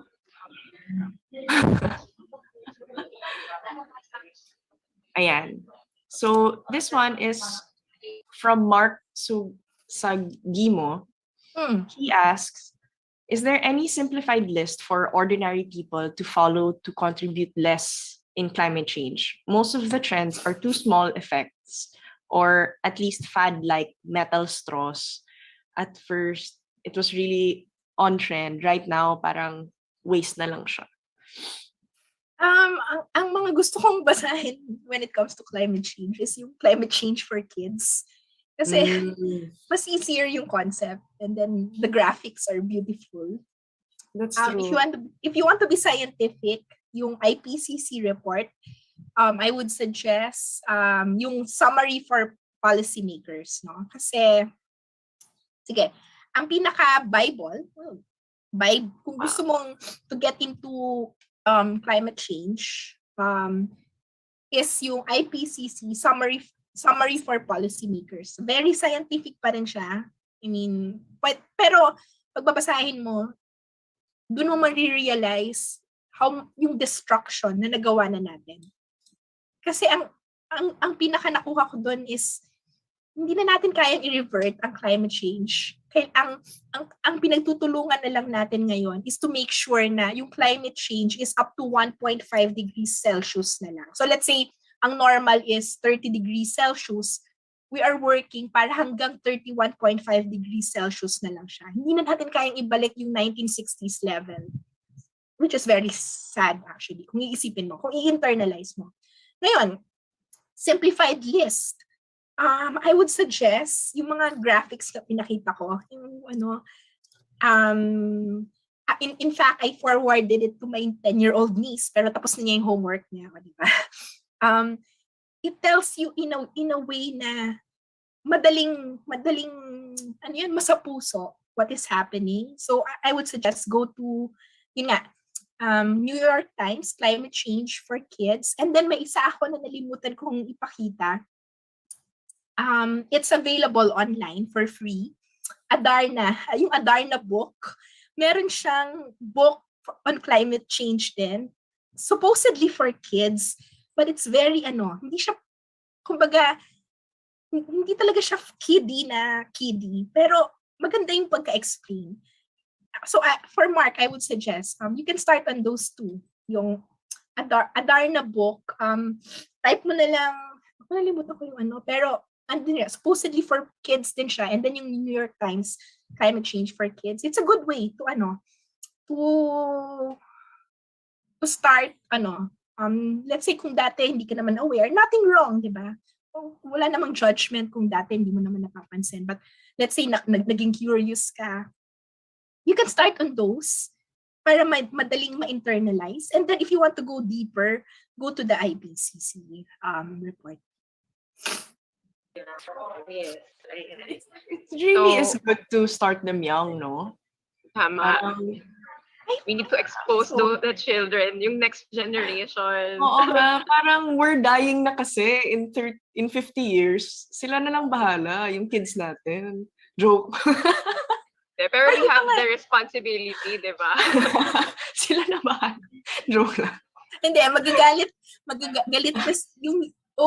yung future generation, galit sila sa atin sa ginawa natin. Or tayo ba? Di ba yung mas older, galit sila, and parang sa Tenet na movie, sobrang galit nila sa atin, papatayan nila tayo. Oh my God. I mean, we should do our part now. Parang ano pa yung magagawa natin so that we can preserve for the next generation, no? Yes. Pero, in fairness, galit ba tayo sa last generation na they started all of these fossil fuels? So, I think that's a good question, diba? Diba? Parang mo isipin. We needed to progress, diba? For mankind to progress. We didn't know better. Both sides, we benefit from it also. Parang we benefit from the technologies, diba? We are enjoying the products of what we of the past. So parang it's really it's a balance na hindi mo din masisi. Kasi until now we are using it. But what we can do is ano yung magagawa natin so that we can preserve it longer. Yes. And hindi na ma-damage palalo. Yeah, I think it's the awareness. And then let's say, I don't know if napag-uusapan, ito curious ako. Napag-uusapan ba natin ang climate change in the local context? No? So for example, next year will be crucial, yung elections. And then when we start picking our candidates, tinitignan ba natin anong stand niya on climate change? May stand ba siya on climate change? I mean, are those issues important to us? Yeah. Factors to consider. Pero no-note natin yan. Parang yung climate change, parang hindi natin masyado nakikita yan in the elections, right? So, yeah. So, for the next question, Architect Tuesday. Bakit? Sige. Si Trump lang against. Doesn't believe. Ganon talaga? Okay. Talo naman siya. Okay. Although hindi naman tayo bumoto sa kanya kasi Oo nga, sa Pilipinas. Okay. Ayan, sige. Next question. From Architect Deo from Manila Centrum chapter. Hi, Architect. Is ramp earth with bamboo is feasible in our country with our weather? Parang may nakikita akong projects na naggumamit ng ramp earth, but I'm not sure. Maybe ikaw, Architect, try mo. Ang ano ko dyan is let's research, no? I mean, personally at the moment hindi ko siya masagot kasi I mean, I'm the type of person that likes to research muna, tingin details before I can give a definite answer. Diba? Kasi yung ramp earth, I think it works in yung mga at a certain type of climate wherein it's very hot in the morning and then it's very cold in the evening. That works. Sa atin kasi tayo mainit every time eh. Siguro baka hindi, no? So kaya I think one of the things we can do is really appreciate vernacular architecture, diba? Yun yung nagsusuit sa climate natin. Ito parang on the offside story. For the first time, I was able to sleep in a real bahay kubo. Kasi, I mean, in my lifespan, sa typical bahay na ako nakatira, yun, sementado, ganun. Tapos, on a weekend, meron kaming na-rent na cottage na wala siyang aircon, pero gawa siya sa bamboo. And at first, kinakabahan ako baka ang init. Pero doon ko na-realize, yung totoo pala talaga yung solution na nagawa ng mga ninuno natin na yung light materials na nagpe-penetrate yung hangin, parang aircon siya.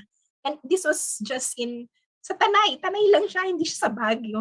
Pero nung gabi, because of yung materials niya talaga is all bamboo walls, tapos yung nipa na bong, and then nakataas siya, naka-elevate siya. So it works it really works for our climate. So maybe ramp earth will not work kasi we're tropical, no? Hindi tayo sub-Saharan or but and then diba nakikita rin naman natin yung, let's say for example sa Batanes, yung Ivatan House, iba yung paggagawa nila ng houses because binabagyo sila, no? So I think we can experiment, no? Baka architect, baka yung baka kailangan smaller projects, baka pwede, oo. So madami namang resources na ngayon, but personally hindi ko pa na-try yung ramp earth. Yeah, baka we can try a combination kasi pwede siguro, diba? I mean it sparks our curiosity as architects, diba? Okay, so we have our last question before we have our ano. So this is from the VP of the bestest team, which is us, si Archie Tolentino. He asks, if there is one thing you want to change in our cities to curb climate change, what would it be? Parang ano, no? Parang Miss Universe. Oo nga. Ganyan talaga yung VP namin. Naging question pa to sa Miss Earth. Architect Archie, baka ikaw yung tagagawa ng question ng Miss Earth, ha? Sige. Seriously, sige.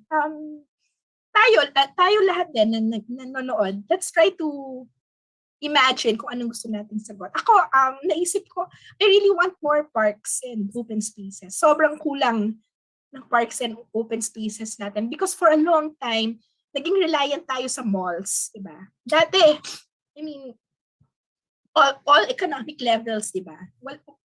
Wala tayong, I mean, hindi tayo masyadong nagrereklamo kasi alam natin na let's say pag summer, mainit sa bahay, pupunta tayo ng mall, diba? Papalamig, kahit wala ka namang bibilihin.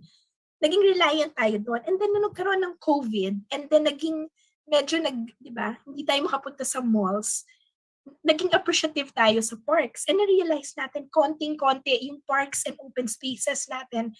Like, kahapon, nanood ako ng TV, di ba, hindi ka ba maaawa sa mga tao na yung Dolomite Beach, nagtatampisaw sila doon, ang dumi-dumi ng tubig ng Manila Bay, pero hindi ka naman kasi ganun kakonti yung parks natin, wala silang mapuntahan. So, yun ang sagot ko. Sa akin, parks and open spaces. So, kayo din, I mean, yung mga nanonood, isipin nyo rin, what would you like in your city? So, that would also be a good conversation, diba? Yeah. You're absolutely right. We really have to design better and have more open spaces for our communities. So, thank you for joining us. Thank you for inviting me. It's such a pleasure to get to know you and hear your insights. Thank you. Thank you for your time, and this Of really course, has been for the chapter. insightful and meaningful afternoon. We have learned a lot. We learned a lot about climate change, and we are hopeful that that Filipinos and a lot of people will mag-arise pa lalo yung awareness in climate change. And so we would like to present to you Architect AK this certificate of appreciation.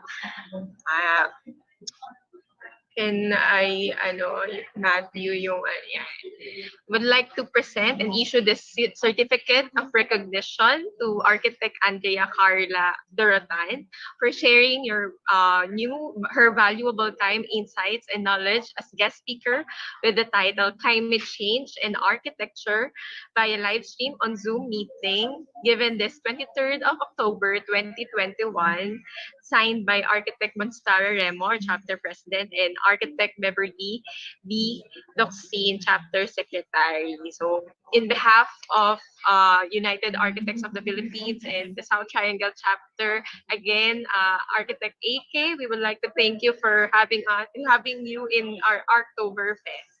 Thank you. So, yes. Thank you so much to Chapter din for inviting me to talk, and thank you sa mga participants. I hope you learned something and di kayo masyadong inantok. No naman. It's so super interesting. Can we have a screenshot, a picture with you na maayos? Para we can conclude this segment. Tech.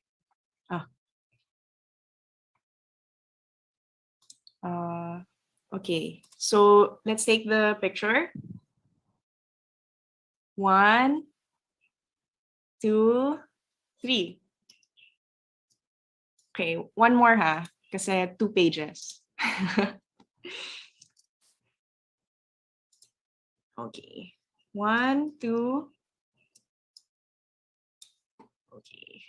Thank you. Thank you, AK. Thank you. Thank you. So, hi guys. Before we go to our next segment, we want to thank our partners for this event. Pacific Paints Boys and Philippines. Wait lang. Ayan. Pacific Paints Boys and Philippines Inc. Foamy Philippines. BITC Roof Tiles. Starken. And ITC Corp. So, and our friends of the festival, Crown Pipes. So, don't leave just yet. We have our next segment from our next presentation from Foamy Philippines. Foamy Philippines. Are you there, Miss? Hi. Good afternoon.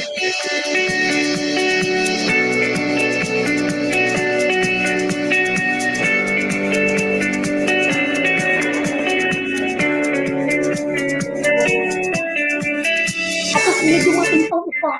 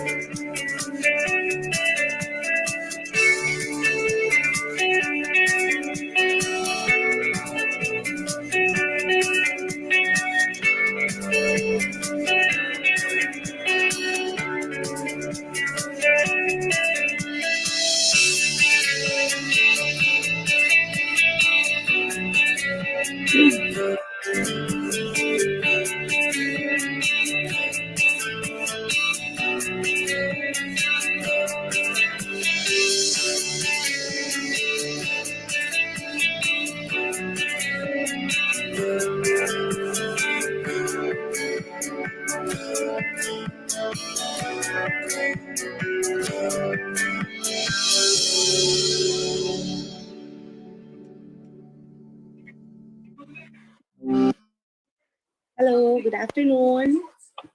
Hi, good afternoon, everyone.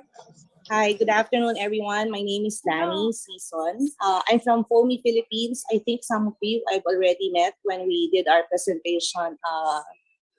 I think that was 3 years ago in Quezon City at Max's Restaurant.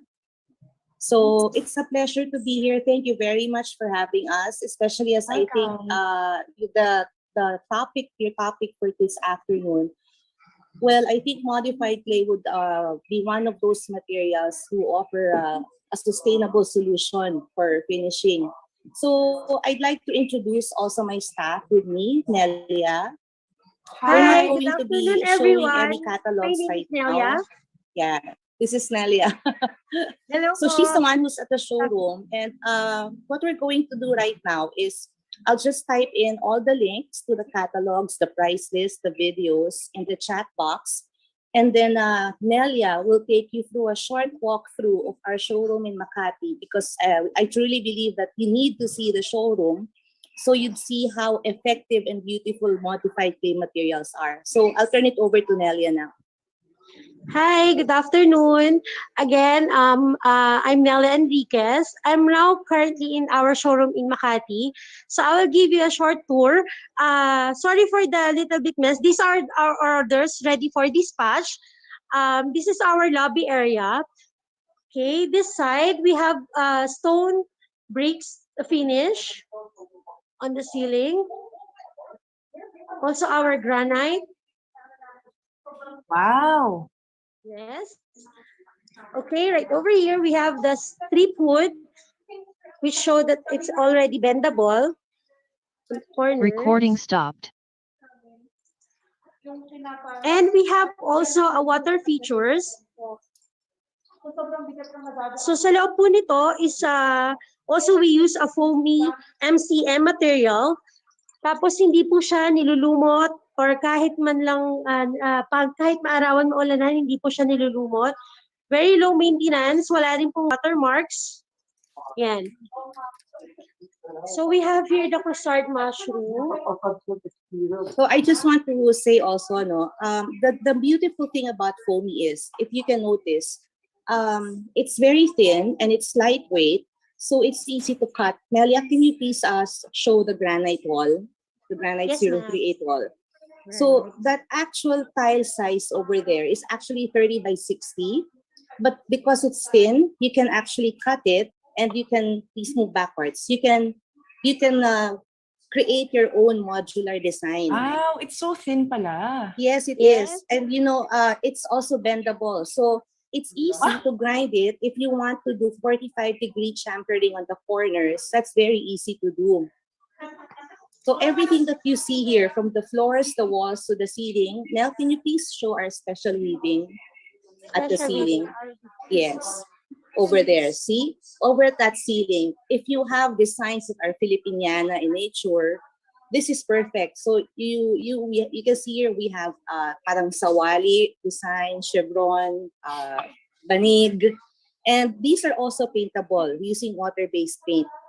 So one of our other popular designs are these, the weaving there. So where do you get your tiles? These are from China, ma'am, but the patent is from the United States. So we are the 27th country to be using foamy modified clay material. So as usual po, medyo late na naman po ang Pilipinas, pero we're hoping we can make up for lost time. So, okay, we can go inside. Oh, this is travertine. Okay, go ahead, Nell. Travertine. Okay, this is the travertine design. It's available in two sizes, 600 by 300 mm. And the bigger size is 200 mm by 600 mm. You can also install it on the door or even cabinets. This is the sample the door area.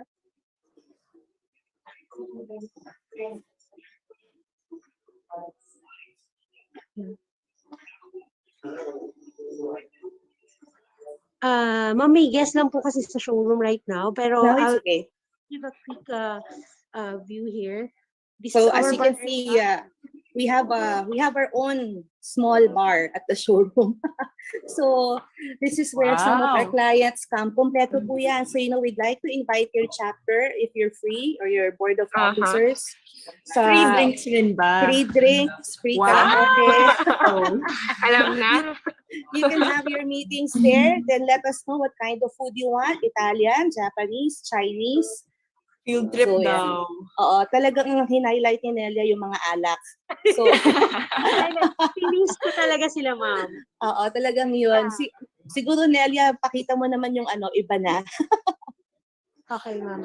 So like last night, we were there with some clients from DMCI. We stayed until about 10 o'clock. There's parking. And what we do is we encourage everybody to get an antigen swab test first. Para, you can drink at peace. Okay, now, please go ahead. We have a question in our chat box. She said, Yes, ma'am. Emmett Anthony asks, do you guys have a showroom in Cebu? Not at the moment, but we have a showroom in Davao. So for Cebu orders, we ship from Manila. We have stocks of selected designs here. So I think Nelia's gonna show you our Lightstone series now. These are our large format tiles. Yung medyo more industrial ang design. So here. Mamaya na lang. Yeah, this side Oh, is there you our go. Lightstone collections. So we also have a rammed earth design here. Nelia will show it to you. Nelia's been able to supply that to a bistro project in Boracay already. Yeah, from Earth. Yes. Size is 580 mm by 2400 mm. It's available in 3 colors. We have the ripple board. This is our favorite, the ripple board at the other end, Nel. Because nauuso po ngayon yung fluted, di ba? Yung fluted design. So, there. Ganito lang din po siya kanipis. So, naka-install sa plywood temporary.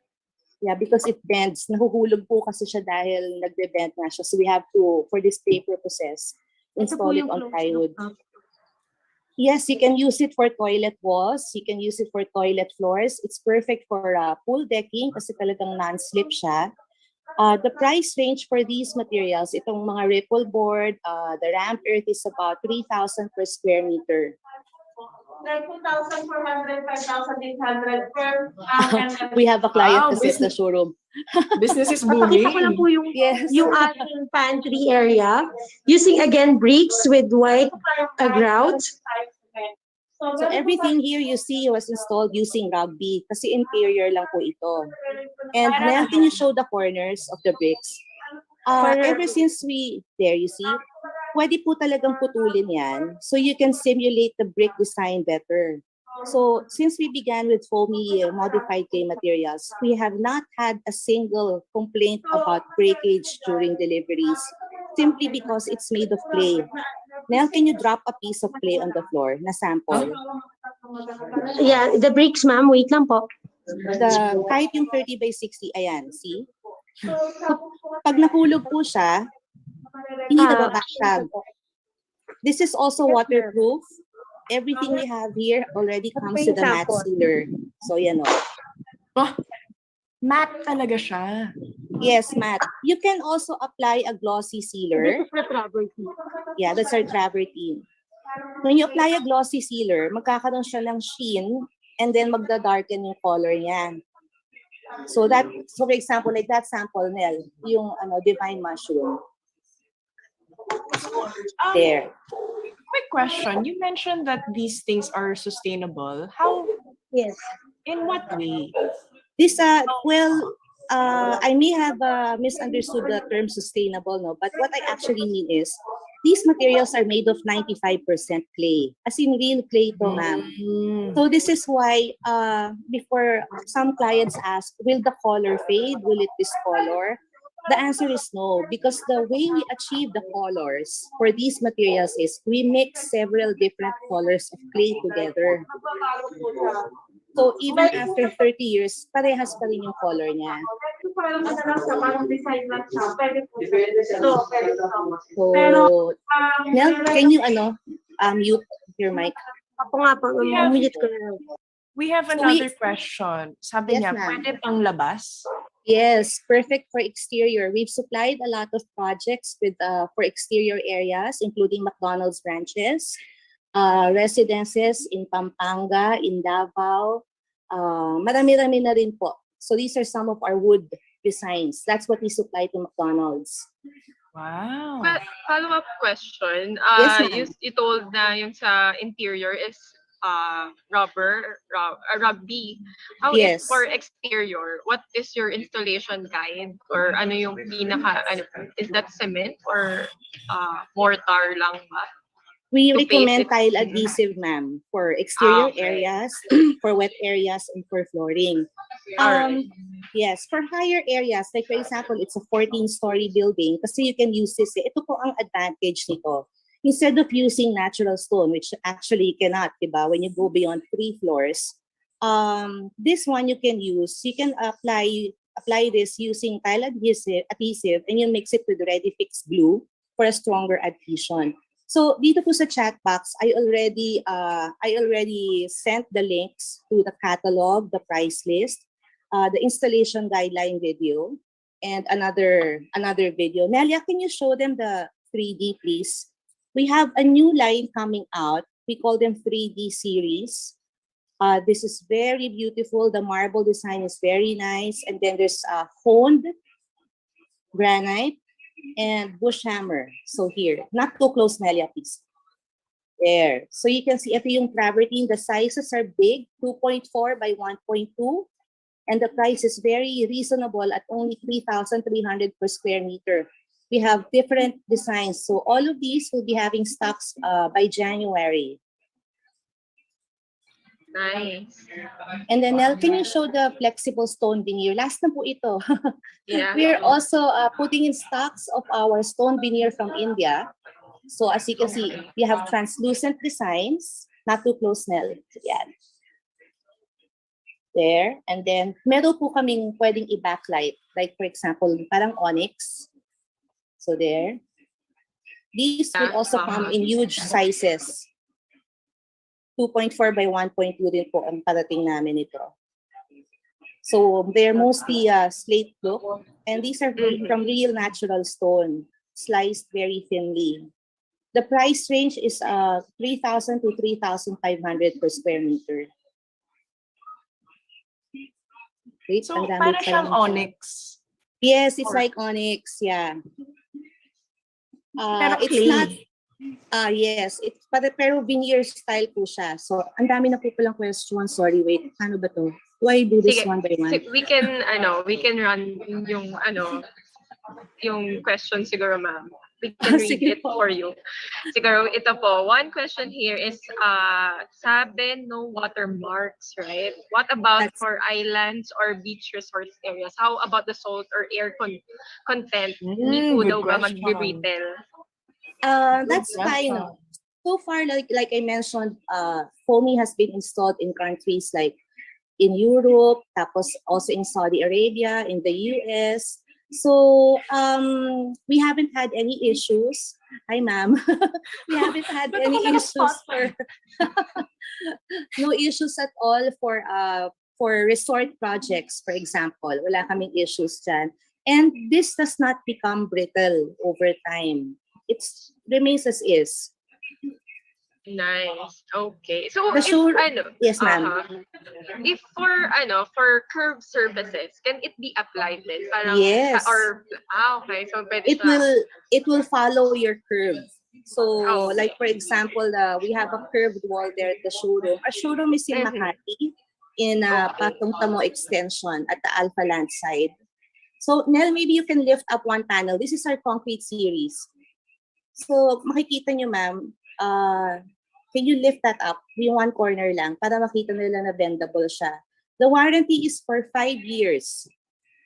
But the factory actually claims na this can be good for up to 50 years. So patay na po ako niyan, buhay pa yung mga modified clay materials niyo. There. So it's very easy to cut. You use a grinder. Or yung kapag manipis po yung design like our bricks, you can use yung scissors na pangyero. And then, yan. So we have stocks at the showroom. Nice. Can it be used for horizontal applications like flooring? Yes. Or it's only okay. Yes, Nelia, can you show the slate flooring outside bandang labas and also the wood flooring? So, yeah, she's going on. Okay, there.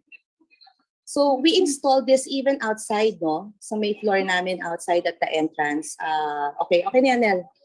So, this is our like slate stone, series. Yes, it does. So, this one, we used adhesive na to install. Okay. And then, Nel, can you show the wood flooring? This is what I mean when I told you before na if you apply a glossy sealer, the shade will darken. So, on your Nel, yung kita yung matte at saka kita yung glossy. Move back, please. Ayan, here. Stop there. Itong nasa lower portion, ma'am, mga sir, mga ma'am, this is how we ito yung actual na look ng original wood tile namin when it arrives. Matte sealer lang yan.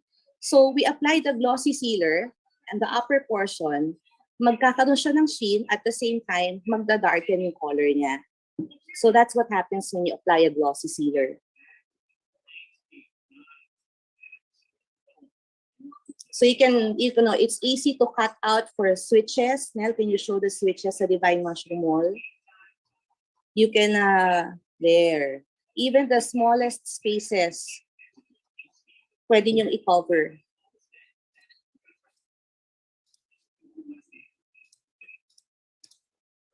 So like that one. So I think that's it. Do you have any questions pa po? I think there's one. Is this okay for vehicular traffic for driveways? Yes, you can actually use this for garages and driveways. Wag lang po heavy traffic like EDSA.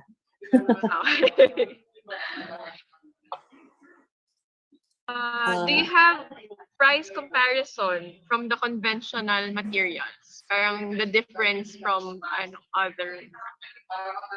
Okay, I also actually market porcelain and ceramic tiles. That's initially how I came to find out about your chapter, no?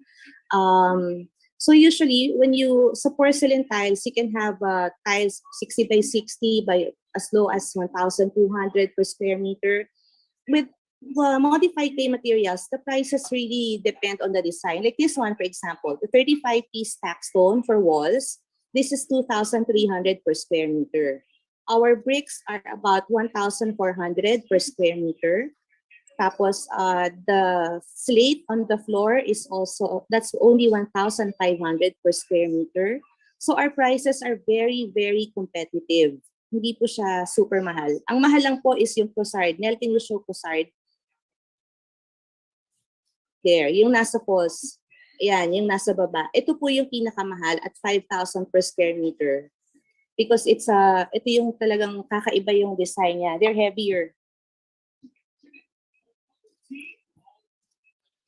Parang stone na talaga. Yes. Parang yung dating niya eh. Yes, that's correct. Yes po. Ayan. Thank you, ma'am. Thank you, ma'am. So, can I post my number here on the chat box? Yes, sure, ma'am. Para if ever may questions pa, yung mga architects colleagues natin, they can contact you directly and somehow, no, makapunta din kami dun sa showroom Yes, to please. see it in actual. Yes, we would love to have you. We love having people over. At saka, you know, we schedule appointments para po for everybody's safety. So we can accommodate up to 30 kasi malaki po yung showroom as you can see. So kung gusto niyo po lahat pumunta, okay lang. Gusto niyo madyan kayo na mag-Christmas party. Okay, I think that's it na po. Thank you very much again for having us. Thank you, Nelia, for assisting me. Thank you so much po sa lahat. Bye. Okay, mag-leave na po ako. Okay. So, guys, let's have a round of applause for Foamy Philippines. Thank you. Thank you, everybody. Thank you for sharing with us your product. Thank you Super po. interesting. Thank you. Okay, so, okay po. Bye. Bye. I want to thank our other sponsors again from Pacific Paints, Boysen Philippines, Foamy Philippines, BITC, Starken Philippines, ITC Corp, and Crown Pipes. Thank you for our partners. We wouldn't be able to do this event without them. So let's jump into our last part, the last part of our event for today, the raffle. Woohoo! Yan na. Sino manalo? DJ Matthew, pa-music naman dyan. Ayan. Ayan. Ano ba to? Ano ba yan? I-click lang. Ilan ba yung prizes natin?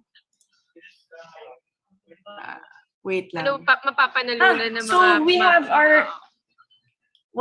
Wait. Let me just bring out the list. So we have three pieces na t-shirt and 2 tumbler pieces. So our VP designed an Arktober shirt for us. So we have our first winner, Althea. Althea. Who's Althea? Althea, if you're there, can you comment on our chat box? Or raise your hand. Yeah. Be recognized. Wala Congrats. ka. Wala. Wait lang. Bibigay natin? Bibigay natin pag wala. We're Ayan, not sure nandun if she's siya. here. Nandun siya. Ayan. Andrea Victor Angel. On mo naman yung congrats. mic mo. Congrats. Oh, salamat STC. So you want a t-shirt. You want a t-shirt. Yes. Ayan, next. Okay, wait Our next lang ha. winner. Medyo nag-uuna yung Oo nga eh. Wheel of Excited yung ruleta.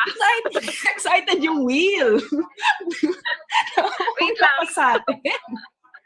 Kaya nga. Okay, so our next winner, si Gutierrez. You won a t-shirt. So, magko-coordinate na lang yung registration team kung paano yung yung address nyo or whatever. So, is Gutierrez here? Parang wala. Gutierrez. Can you comment or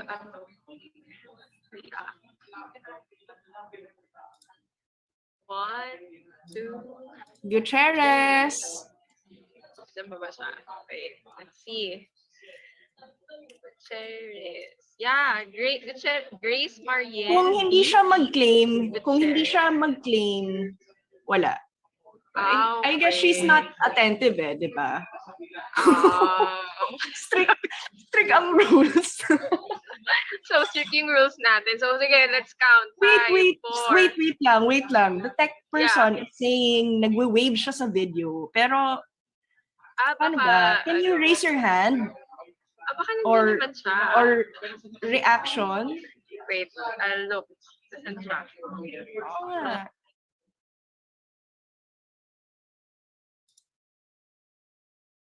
Nakita ko na siya. Ayan, let's, okay. Recognize it na lang. Baka may technical problem. So, yan. Congrats, Grace! Okay. Ayan. So, for our third prize naman is still a t-shirt. Nice. Okay, so spin na natin. Okay, spin the wheel. Alam ba? Tan. Ayan, so next winner, sino kaya ang papalarin?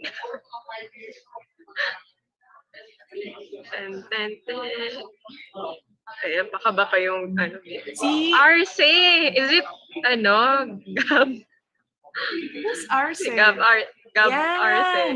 Tama ba? Hello! Yay! Congrats! Yeah, congrats, Mark! And congrats! Congrats! So, for our next prize naman is a tumbler. So, designed Arktober tumbler na naman ulit siya.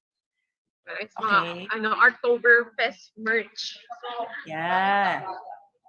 Bez. Bez. Wow! Yun, thank you for raising your hand. Congrats, Elgin. Architect Elgin. Thank you for joining us. Okay. Next, meron pa ba tayong dyan? Naka-line up? Last prize for this event. And then, yeah. Yan. Okay, sino na? Ayan na. Alright. Arvin Kayabyab. Congrats! Congrats, Architect Arvin Kayabyab. Nandito ba siya? Nako. Wala. Wala daw. Wala. Void. Okay. Null so and let's void. Yan. Okay. So, meron pang chance yung mga natira. May chance pa! Sige. Sino kaya? So, let's spin the wheel. Ayan. Sino kaya mananalo? Anong naka-stake ditong prize? And then. Uy! Yung nagsispin ng wheel. Yung Abby, sa'yo yan, di ba? Naks naman. Yes, yan! Luto yata to Luto. Congrats, Abby. So Abby's part of our committee. Yes. And she's been a great help with well organizing deserved. October. Yeah, well deserved.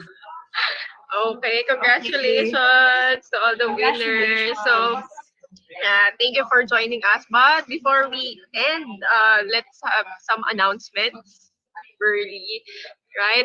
For October 30, I think we still have. Early. Yes.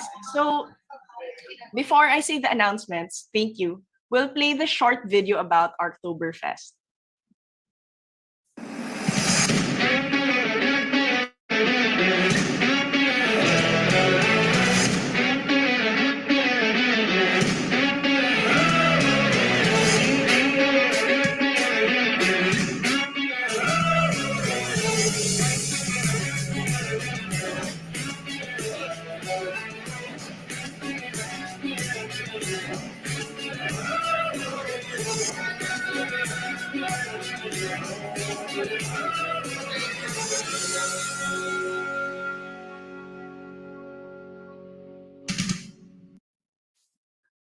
So, ang ganda talaga ng video na yan. Parang gawa niya ng VP natin. Si Yun, Edsel. malakas talaga. Ang ganda ng music, ganda ng cut, mga gano'n. Yan, anong gusto mo, Bert? Pero So, nice. Oo, so we'll be having our, So, our official, we're still, pre-approved CPD event for next Saturday. Join us again at 1 p.m. and another at 3 p.m. with architects from 8 Inc. So we have the director Jenry Bonifacio Umali to be sharing with us the designing retail experiences, and CEO and founder of 8 Inc. will be sharing his story about return on experience. So if you guys don't know who 8 Inc. is, they are the design firm who designed the Apple Store. So it will be an interesting talk to have both of them join us next Saturday. And yun pala, may surprise guest tayo ng Friday na parang wala pa siya sa calendar natin. Pero surprise na. Sige, surprise. Sige, let's watch out for that. This Friday, right? Okay. So keep posted on our Facebook and our Instagram to know who is our surprise guest next Friday. Yun. Okay. Exciting. Okay. So thanks for joining us, guys. See you all next Saturday. Thank you for joining us for this afternoon seminar. Cheers. Don't forget to sign in your attendance. Yeah. And the assessment quiz or the evaluation form later answer it until 11:59 today. So that we can for CPD kindly answer this assessment and evaluation form. Yung link is in our chat box. So trying to accomplish those para ma-credit yung CPD points natin. So that's it. Thank you again. Thank you. Goodbye. Have a great day.